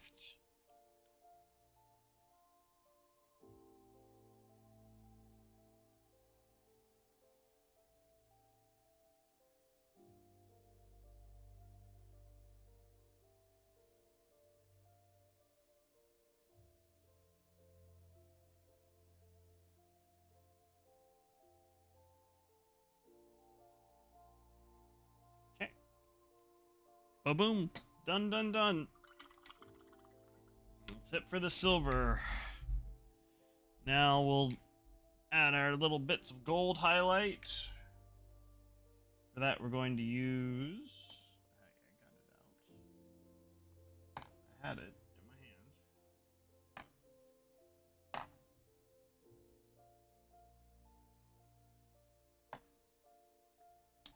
Right in front of my face. For that, we're going to use glistening gold.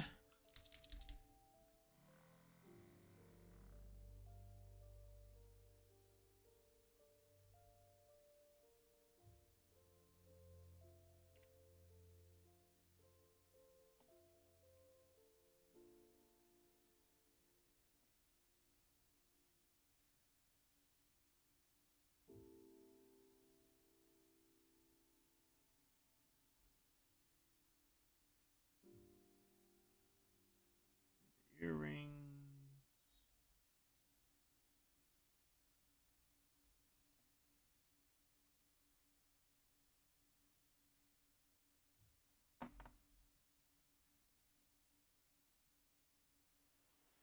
Armband.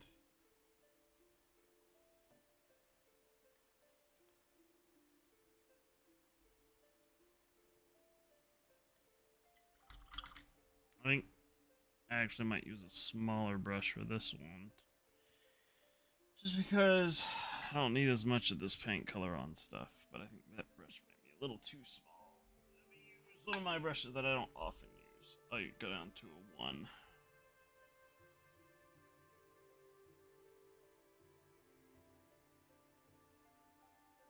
Skull bottle on Etsy.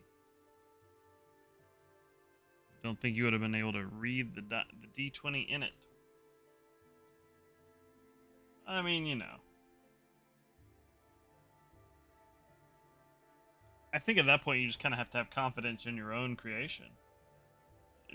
Maybe somebody thought of the same thing that you did, but hey, yours is better.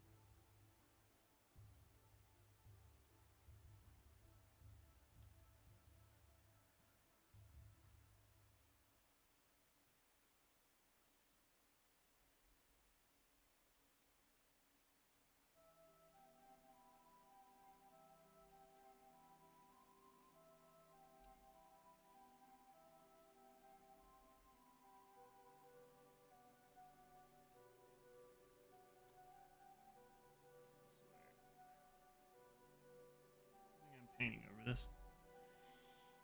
Sometimes I annoy myself with how I manage to screw up models or screw up paint jobs. It's just the little things like, you know, paint getting where it's not supposed to be.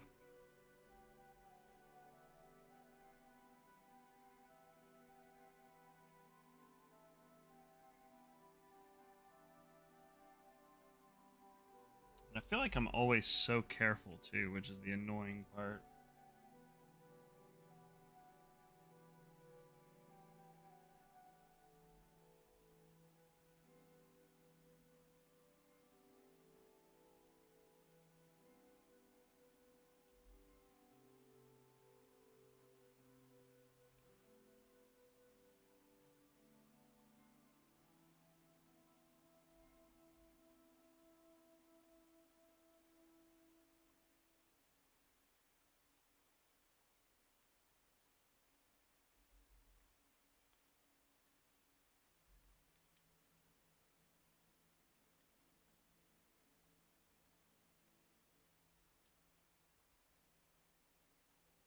Yeah, I understand. Second guessing yourself. I second guess myself all the time. One of the things that I kind of just had to teach myself to do is that, you know, there's really no point in second guessing yourself. I mean, you know, if you think about it, like, you know, if it's not life threatening, if it's just a creative decision or something that you're doing for somebody else, especially, just do it, you know? And I mean, if you get too caught up in your own head thinking about, oh, should I do this or should I not do this? Well, if you're not gonna die, just do it, you know? If you're not gonna die and you're not gonna hurt somebody else, just do it, you know?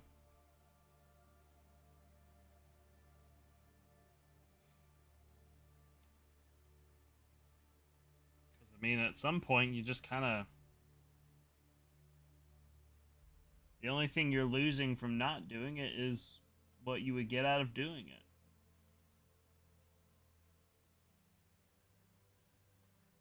I second guess myself all the time. And I, a lot of times, would paralyze myself by not doing something because I'm like, oh, but this could happen or that could happen. Just like, at some point, I was just like, you know what? I just gotta freaking do it. You know? So. And then, you know, it doesn't always work out, and that's okay, but failure is what is the engine that keeps us going, you know?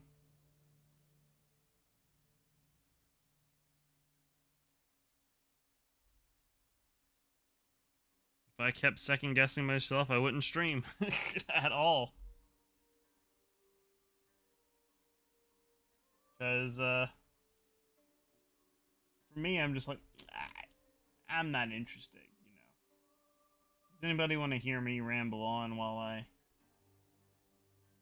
paint these models? Am I even good enough for people to watch me paint models? That sort of thing. And,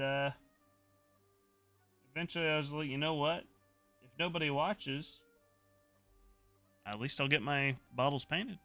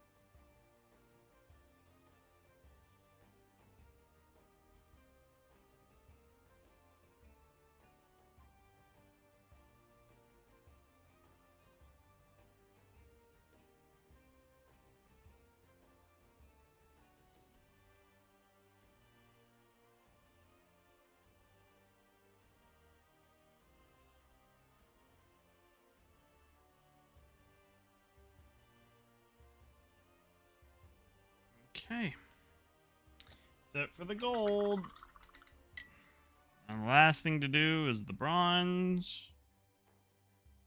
And we will be done with the metallics.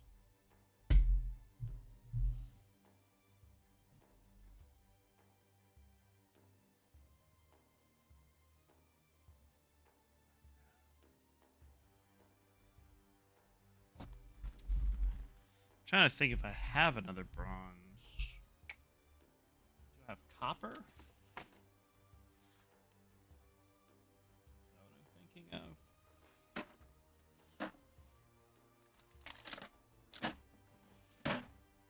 I have so much crap on my desk. I need to clean it off again.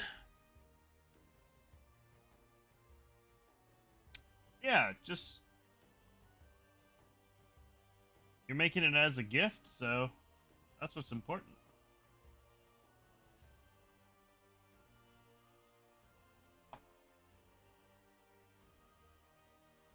Just do it to do it, you know? I think that's mostly what people appreciate is when they know that you're just doing something to do it and you're not trying to get anything out of it.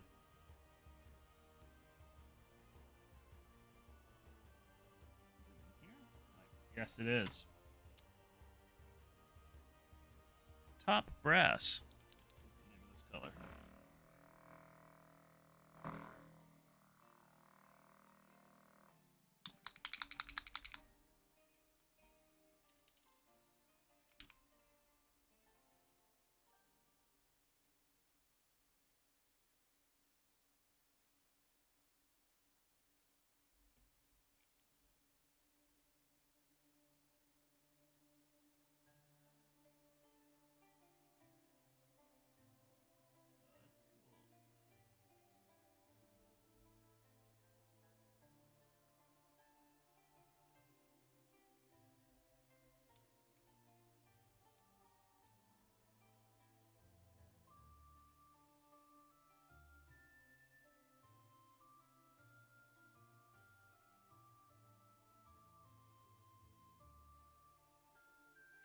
Yeah, and another trap that you could fall into, Zonated, is comparing yourself to others. It's a big trap that I fall into as a miniature painter.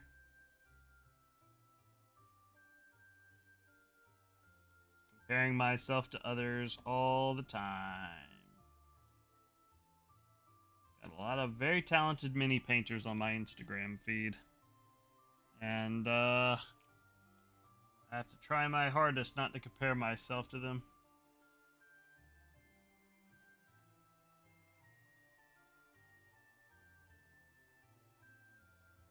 A lot of them are very much legitimate artists. The capital A artists, that they have like knowledge of, like, you know, color theory and composition, and me, I just kind of go with what I think looks good.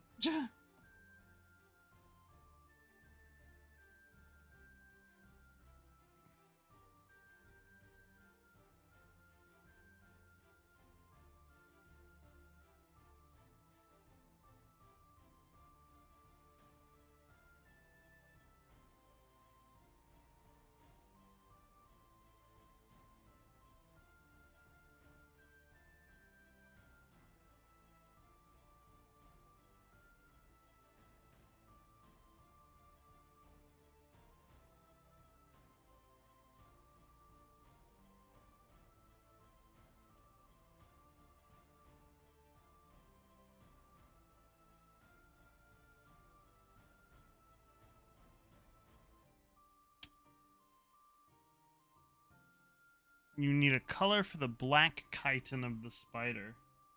Have you already painted? So you painted the black, like the most.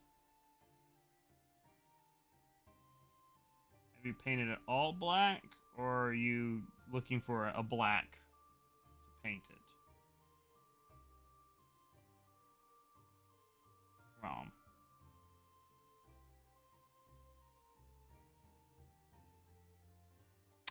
Back. Oh, back, not black. Okay. Sorry.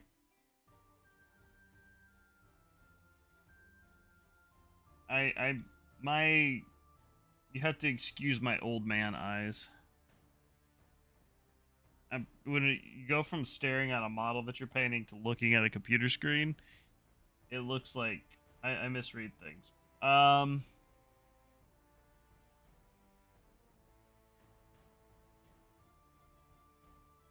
And yeah, Rom, don't or Zonata, don't sweat the contest if the Mad Micers aren't gonna be like a huge thing for you. But yeah, Rom, what color is the rest of the spider?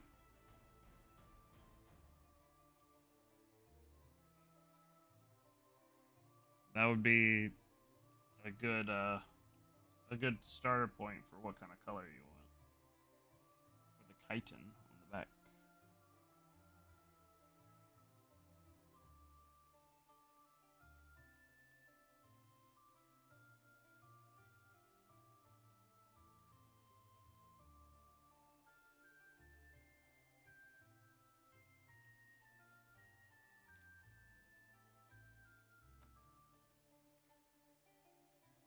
I think I remember you sending this picture, but I don't remember what color it was.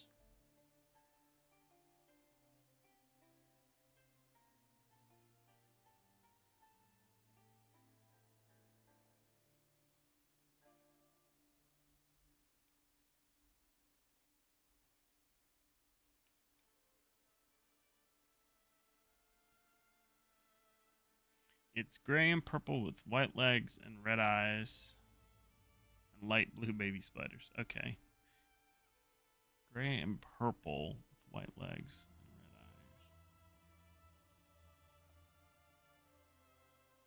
eyes. And the baby spiders are light blue.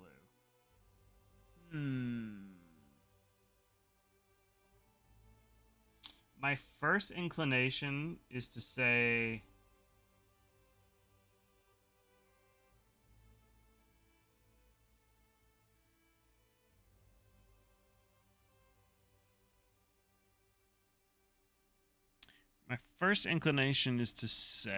let me look at that picture you sent real quick. Just because I am struggling to visualize it.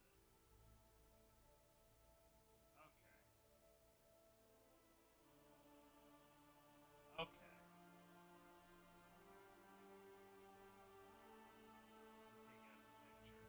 I'm looking at the picture.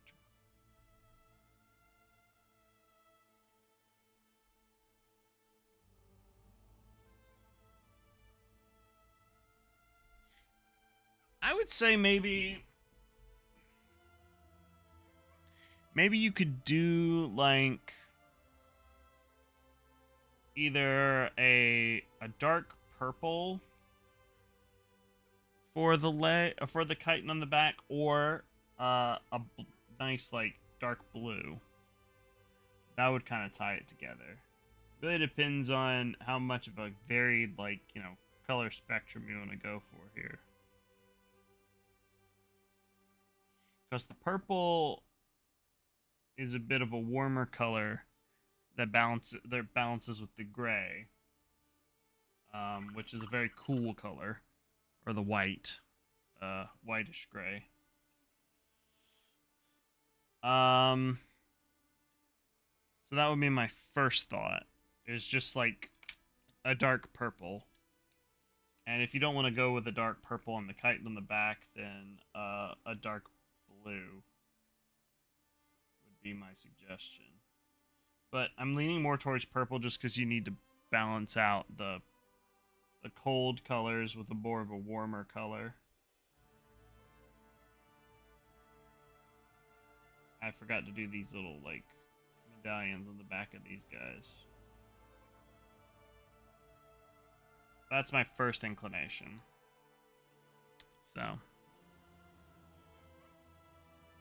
Okay. Yeah. Send me a updated picture, because the one I was looking at is mostly white with purple on the bottom of the legs.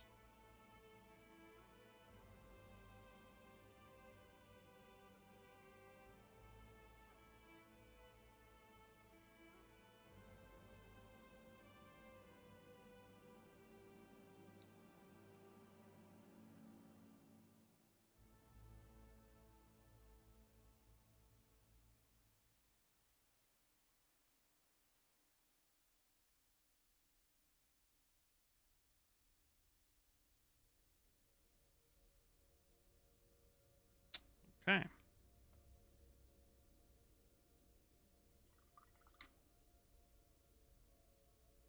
Alrighty. I see a notification.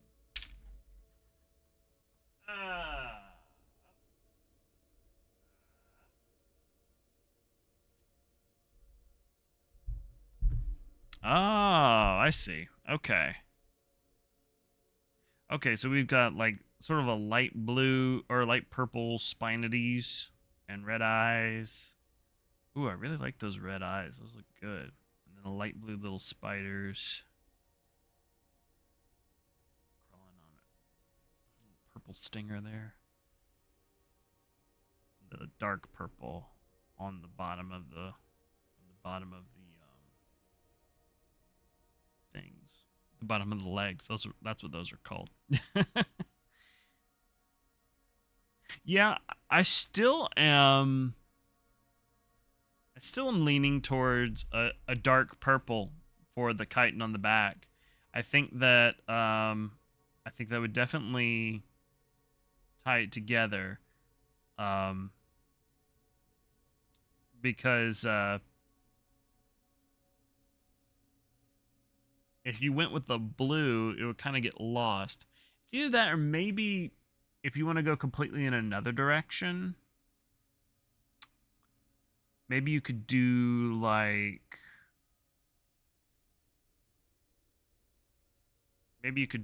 a trying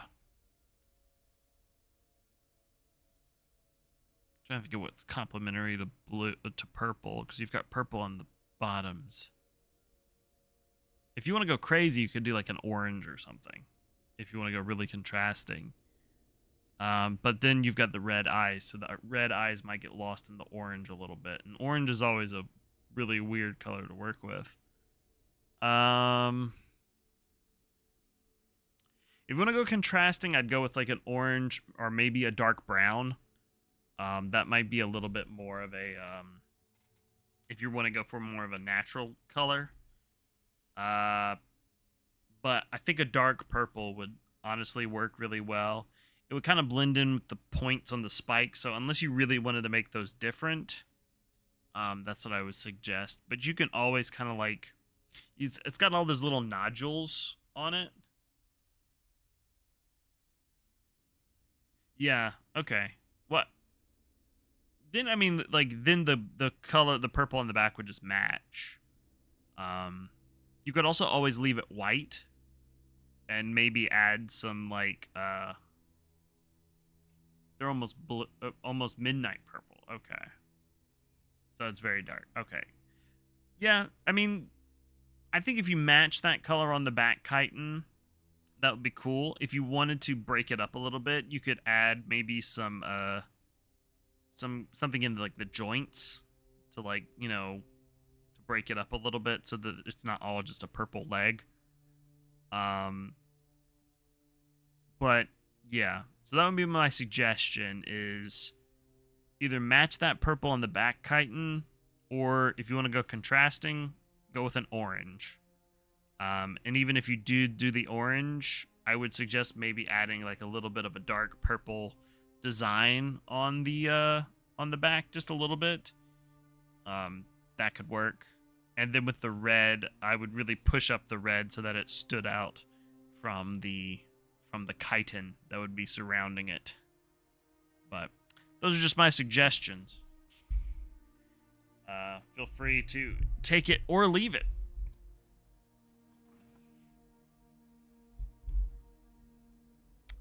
And if you don't want to go bright orange, maybe a brown, dark brown, and then you could always pull that up into like sort of a maybe like a creamier color, like a cream color, an off-white or bone-ish thing. You could pull it up into that with some interesting transitions and stuff like that. But that would just be my suggestion. I'm not like, I don't think I'm an expert on color theory at all. But that's all I got. All right, what's next? I think now that we've got all the metallics done, We can move on to some of the individual stuff. It's getting late, so I probably will only go for maybe another 30 minutes or so. But we'll keep on pumping. Let's go ahead and do the smoke on these guys. So we're going to start off with a dark gray. Or with not a dark gray, but like a gray. We're going to use wizard gray.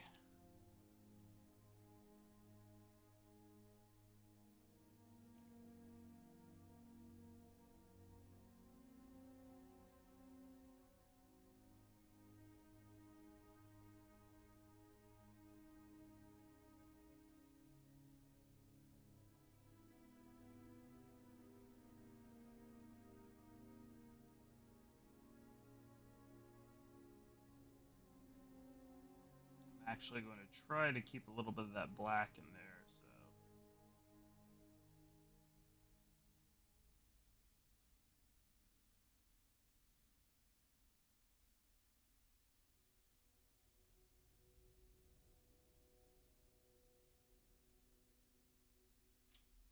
It's not just all gray. This is smoke coming from a bomb that they're about to lob.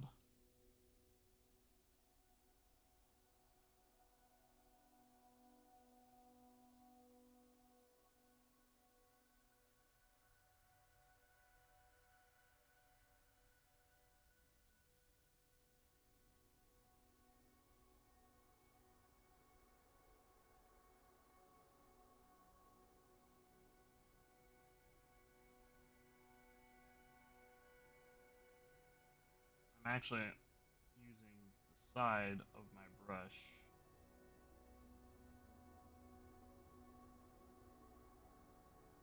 Mostly. And a light touch to try to get it in there.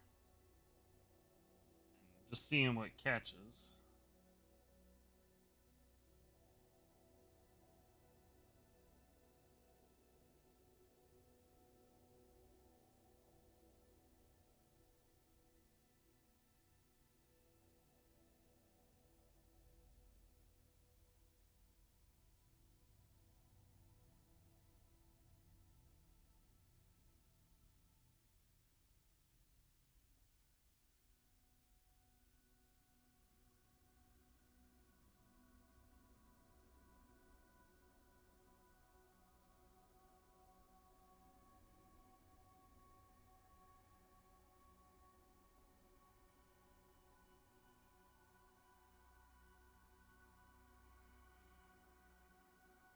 Okay.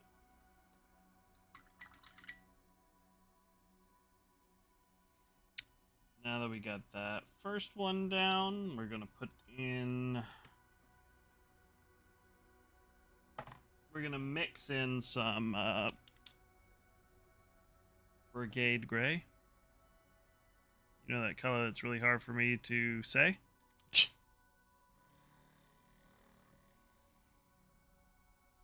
Mix that into our light gray, or to our dark gray. Try to just brighten it up a little bit, just gradually. I think I'm going to do like a 2-to-1.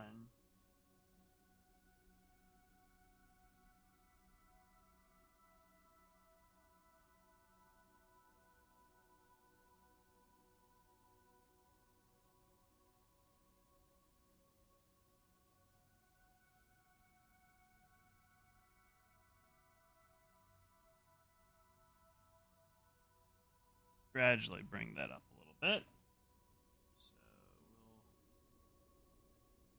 we'll go towards the end of the towards the bottom of the model. Mini. I didn't build these; they're minis. Leave the dark gray on the bottom. Sort of build it up towards the top.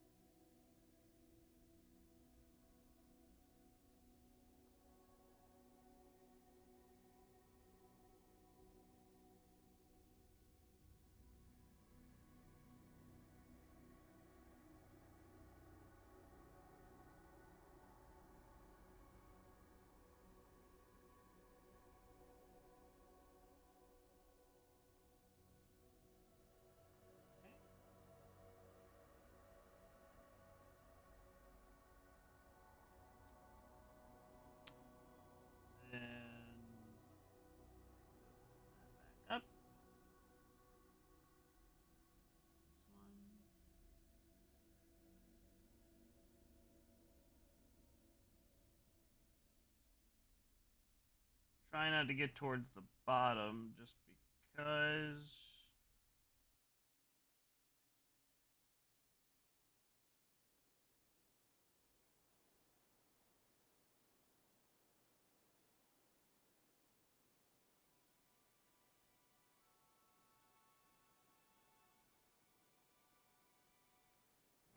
Most of that dark gray at the bottom.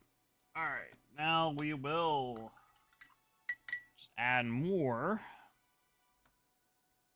of that brigade gray to our current thing to lighten it up some more.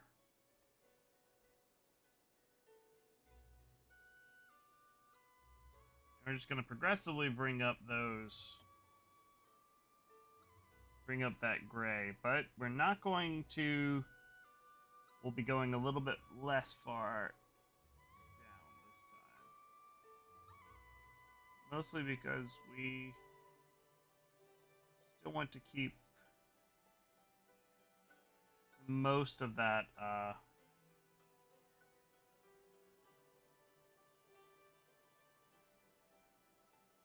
that darker color down at the base. That's kind of how smoke works, right?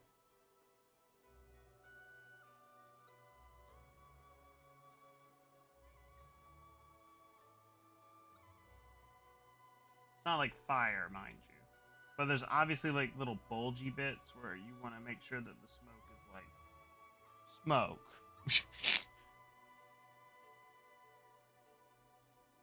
Okay.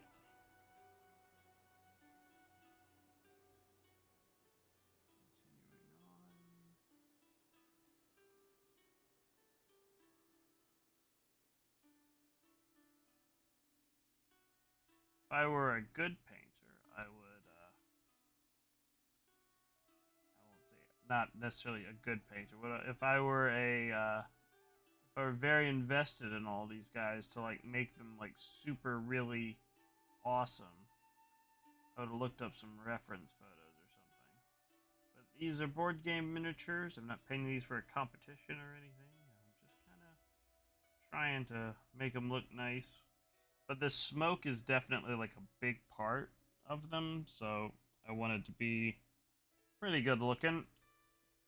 This is a very unique feature. Oh, thank you, Rom.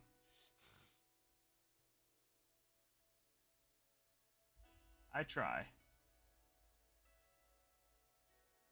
So the smoke is a big feature of these particular minis, so I want to make sure that they are it's done right. And also I have this weird thing where I like to make things look as good as possible. Alright. So we'll just do one more thing of the smoke. That'll be our lightest color.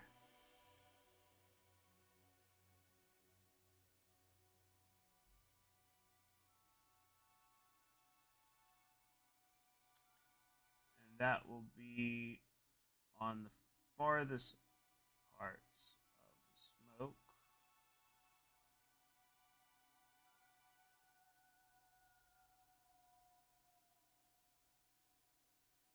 It won't be on the sides where the smoke is. This is almost like a glaze consistency. Because I don't want it to be too bright, because it's smoke. It's not supposed to be bright, it's smoke. How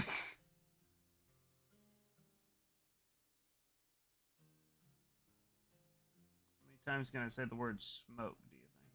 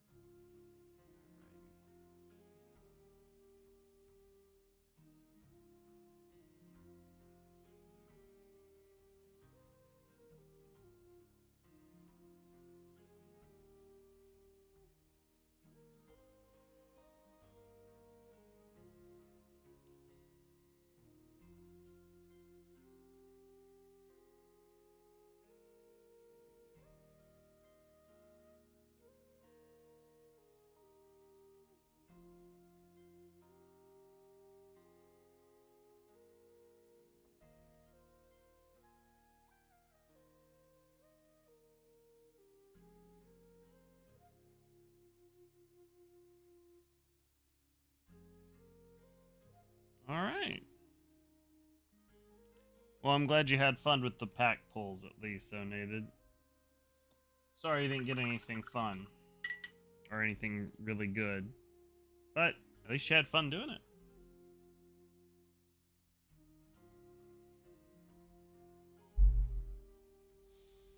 All right, so that's it for Goblin bomb throwers. They are pretty much done. I'm just gonna call them done. I was gonna do their little like hair tie things, different colors, but I'm not gonna do that. I think that's silly. I actually just need to put white in their hair. But I'm very hungry, so I'm not thinking straight. I still have about 15 minutes before I want to call it. So let's go ahead and get them done. Why the heck not?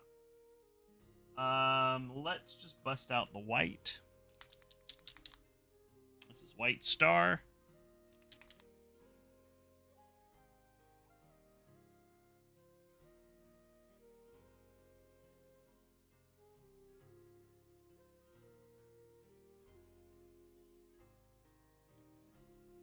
There is one thing I could do with the smoke to really send it home, actually. So we'll do that in just a second. Where are you? Black, black, black. Where's my black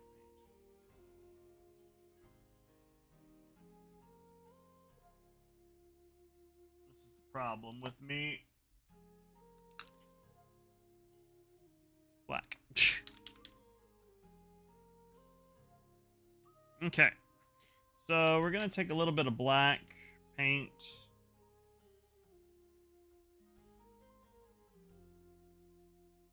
And we're going to put it on a dry brush. Not a big dry brush. We're going to use a small dry brush. We'll use this one here.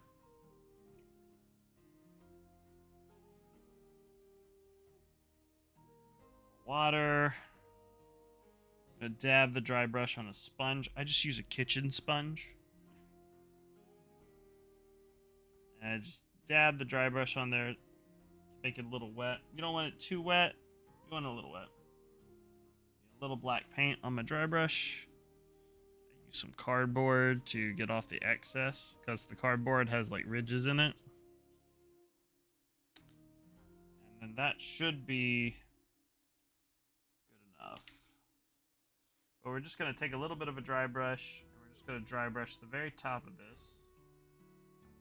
Black.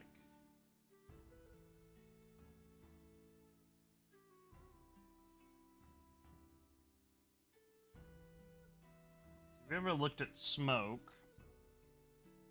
At the very top, it's always like a little, like, there's a little black fuzzy bit.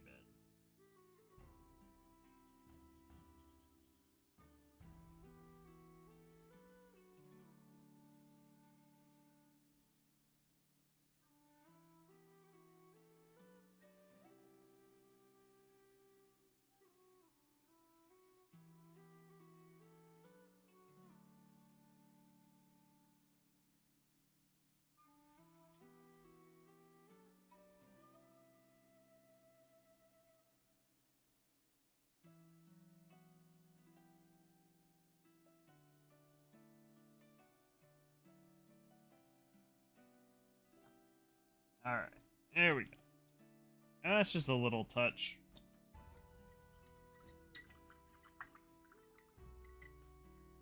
Alright,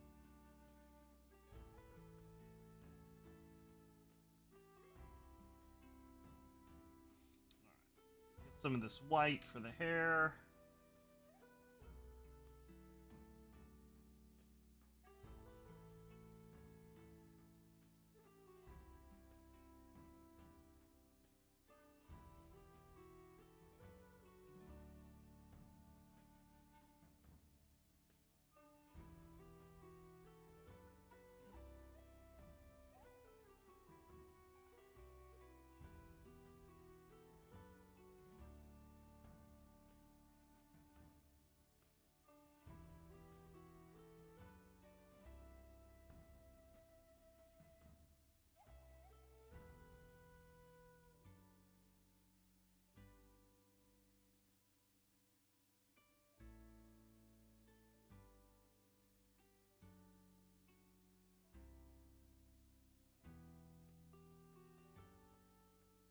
I'm just barely, this back part here where it's all spiky, I'm just barely letting my brush run over like the sticky outy bits.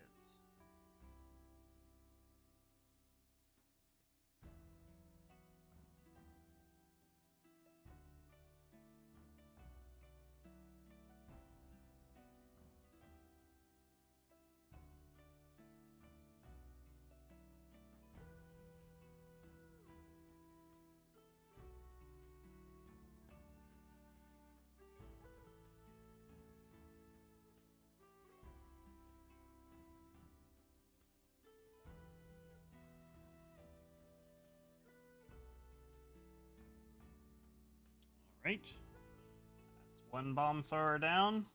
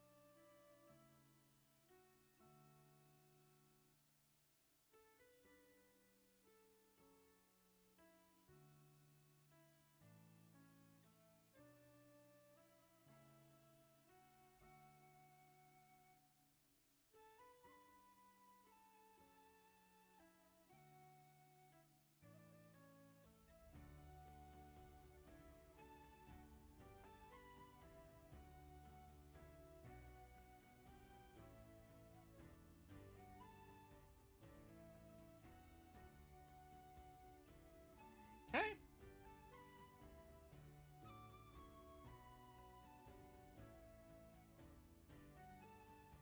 Adding little white dots of white into the eyes just because it will enhance the contrast paint when I finally add it to the eyes. I don't even know if that got white on there, but I like to imagine that it did.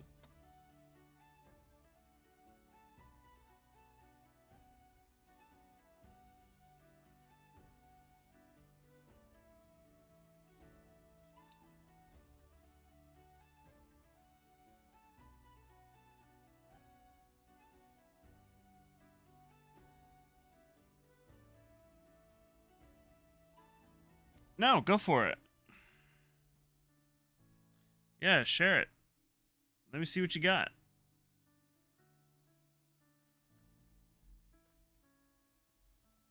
Show me what you got.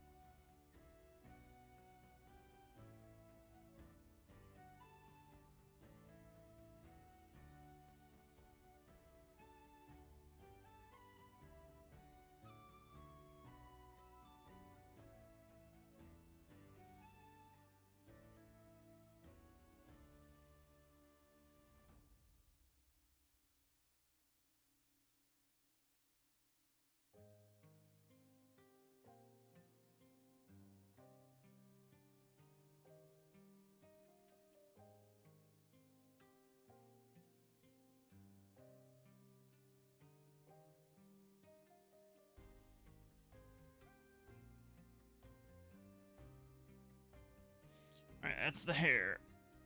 Ooh. Alright. I'm looking at the spider now, Rom. Oh, I like the way that looks. Yeah, I really like the way that looks.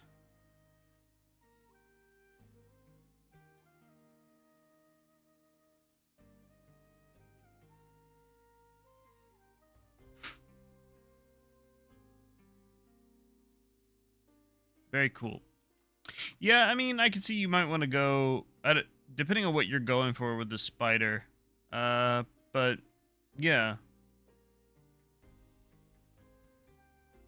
I like the way that looks, the style that you went with. So you could either go darker, or maybe you could add like a contrast paint or something over it to kind of like, you know, to darken it up and to bright and to sort of glaze over the lighter bits.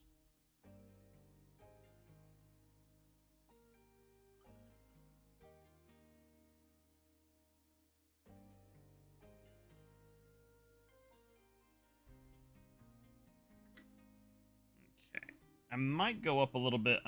Keep looking at the smoke on these guys, and I might just go up a little bit more with to just straight up brigade gray. Just because I feel like I just feel like maybe the smoke isn't bright enough after it's dried.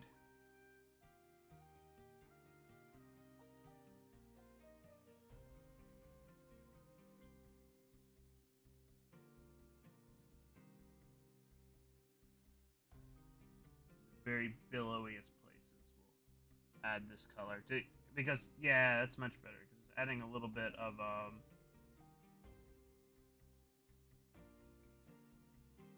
contrast to it.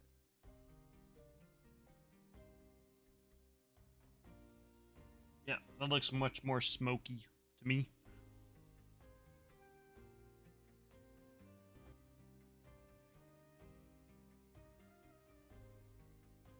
Yeah, I can't wait to see how it finishes out.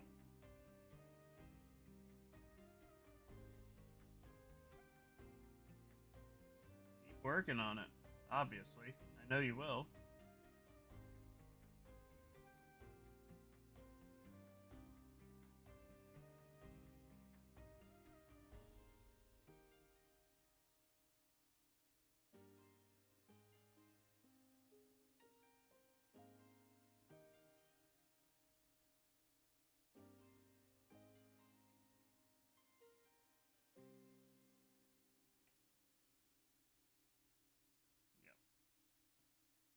That's much better. Whoa, hey, she went flying.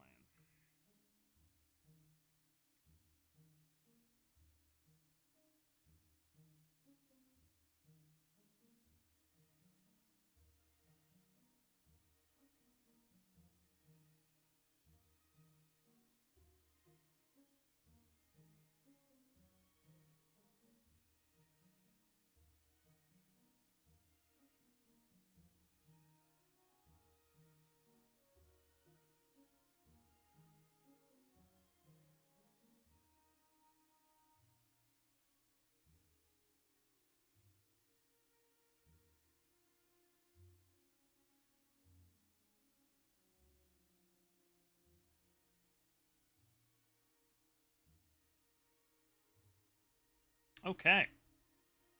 Now I'm gonna call those guys done. Or gals. Those gals. Alrighty. Well, we got 3 done today. uh,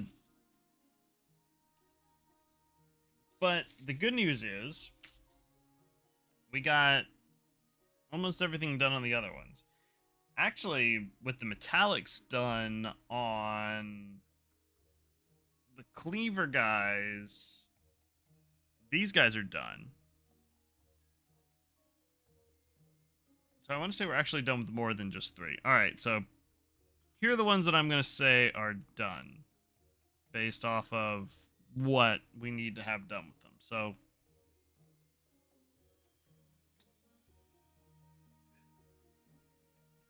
just going to change my focus here. There we go. So these 3 are done. They are, we got the hair, the bombs, and the smoke. We just haven't done the eyes, but we'll do the eyes on all of them when it's time to do the eyes on all of them. But they are 99% done. The 1% is, I just need to finish the eyes.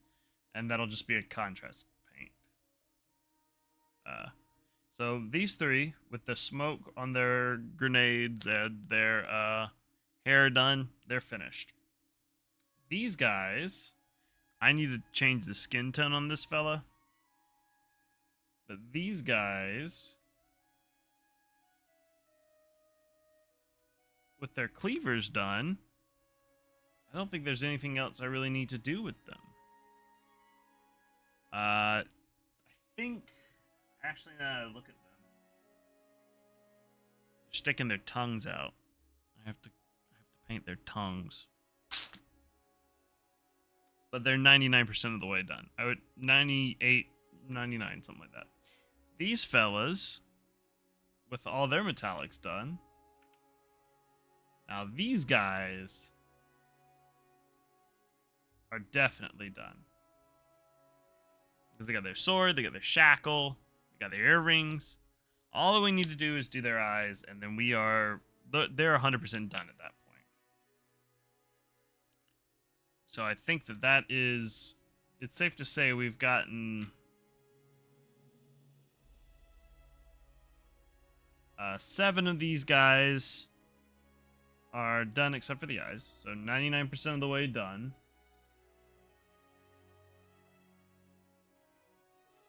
We got 4 to 98%. And the rest of them are like 90% done. Because the boomerang guys, I've got to make some decisions about like some of their unique flair or whatever. And the knife ladies, I just need to do their hair. Really. And then all of them just need to have their eyes done. And gosh, that's it. So we are very, very, very close to being done with these guys. And then it'll just be basing, and that'll be finished. That's pretty easy to finish on these guys because we don't do too much with the basing. I just do a texture paint and a dry brush. That's it. Because they're board game miniatures, and I wouldn't want to screw up any basing. All right, I'm gonna move everybody over. Here we go. Here we go. Moving over to the chatting camera.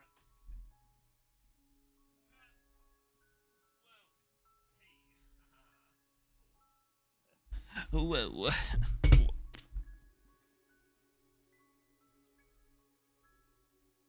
Nobody needs to see all of my chubtastic glory. All right. Whew.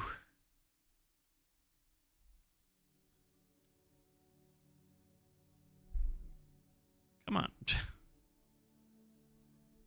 Trying to pull over my screen here. All right, cool.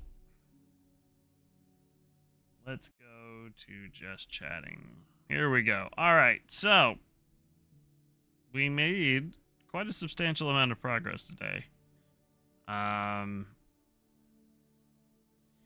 We are very nearly done with the goblins all together. And that will be the vast majority of my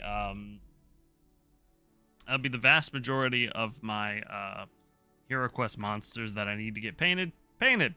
And that way, once we're done with a favorite dice set that I own,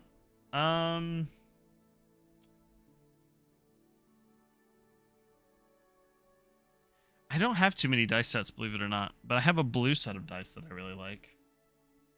I do have like some fire themed dice as well that are pretty cool, but I don't get to use them that often. But anyway, like I was saying, we're very nearly done. We're about 90% of the way done with that whole thing. And I don't know why I look so weird. It's probably because whoa, hey, exposure. Yeah. All right, there we go. Much better. So we're very nearly done with everything. And the goblins are the biggest mob of monsters that I need to finish. We're moving on to the skeletons next. Them I'm gonna try to bust out as many techniques as I can to get them done as quickly as possible. Because I mean, there's not a whole ton of details on them. They're skeletons, you know, and we're not gonna go too crazy with them. There's some unique characters. I'm looking forward to painting those because I really like painting the unique characters, all of them. We're done with all the heroes, done with their animal companions. Let's see. Jeez. We have zombies, mummies. Zombies will probably be a little bit difficult to paint. Mummies will probably not be too difficult to paint. They'll be very similar to skeletons. Then we've got the abominations, which are like fishmen. They will be a little bit difficult to paint, but there's not that many of them, so that'll be easier. Then we've got the Chaos Warriors, not Chaos Warriors anymore, Dread Warriors. They're pretty cool, but there's only like 6 of them, so that'll be... Excuse me.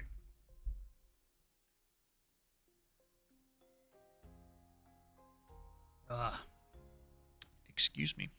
That will be pretty quick to paint as well. I already know how I want to paint them up, so that saves us a lot of trouble with them. But other than that, I mean, we're very close to being done with these goblins, and once we're done, I will feel like we've crossed a big hurdle, and I feel like that will be the vast majority of the set finished, because orcs and goblins are by far the most numerous enemies that you fight in HeroQuest, and at this point, all of them will be done. So I just need to also have orc archers that I have to do, which there's so much to paint. That's why I say I'm not gonna reach my goal, but I'm gonna work my hardest to do it. We may do some extra streams in the mornings. I'm not going to promise anything that's off the schedule, but just to remind everybody what my schedule is. Mondays, Tuesdays, mornings, I stream painting in the morning. We may add some night painting as well if I feel crazy. But Wednesday night is my plan is to stream retro RPGs. Take a little break from painting. Play some old school RPGs. Thursday night's my co-stream with Travis and Alec. I think we're going to continue our Borderlands 4 playthrough. We'll see how they feel about it. And then Friday is nothing at the moment, but we are gearing up for a D&D campaign that we're working on. So stay tuned for that in the future. More info to come as it comes with that particular thing. All right. Well, I think I've talked enough and I've painted enough. My hands is stiff. My neck is stiff. My back is stiff. I'm getting old. So I'm going to go eat my lunch now. And yeah, I will see you guys tomorrow night for a retro RPG stream. Maybe tomorrow morning for painting just to knock these goblins out. Or maybe I'll just paint off stream and take a picture for you guys. But we'll see how I feel in the morning. All right, that's gonna do it for me. I will talk to you guys later. Let's see. You know what? Before we go, let's see if there's anybody to raid out to. Why the heck not? Who's painting right now? Yeah, you too, Zonated. Have a good one. Let's see who's painting right now. Zambies is painting. I've raided her before. Ooh, that's a cool dragon that she's painting. So we'll raid her. She's more popular than me, but it doesn't take very much to be more popular than me. So we'll go ahead and raid Zambies. She's painting a cool dragon. Yeah. So thanks for hanging out, and hopefully we'll all get to hang out again in the future. And yeah. If you want the raid message, it's I think it's !raid. And then I also have, if you're subscribed to the channel, an !subraid. Which does work if you copy and paste it. But Stream Elements isn't subscribed to me, so there you go. That's what that looks like. But yeah. you can use those when we raid out. And thanks for hanging out again. And I will see you guys next time. Bye bye.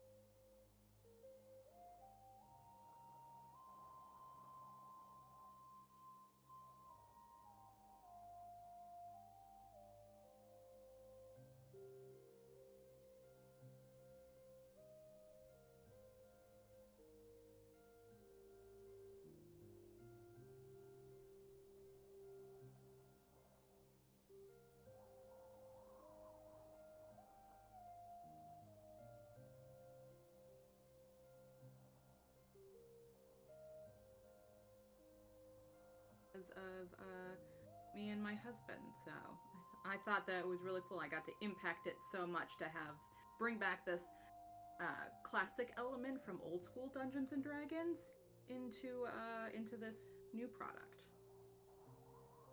Nice. I was just gonna say I also do like that you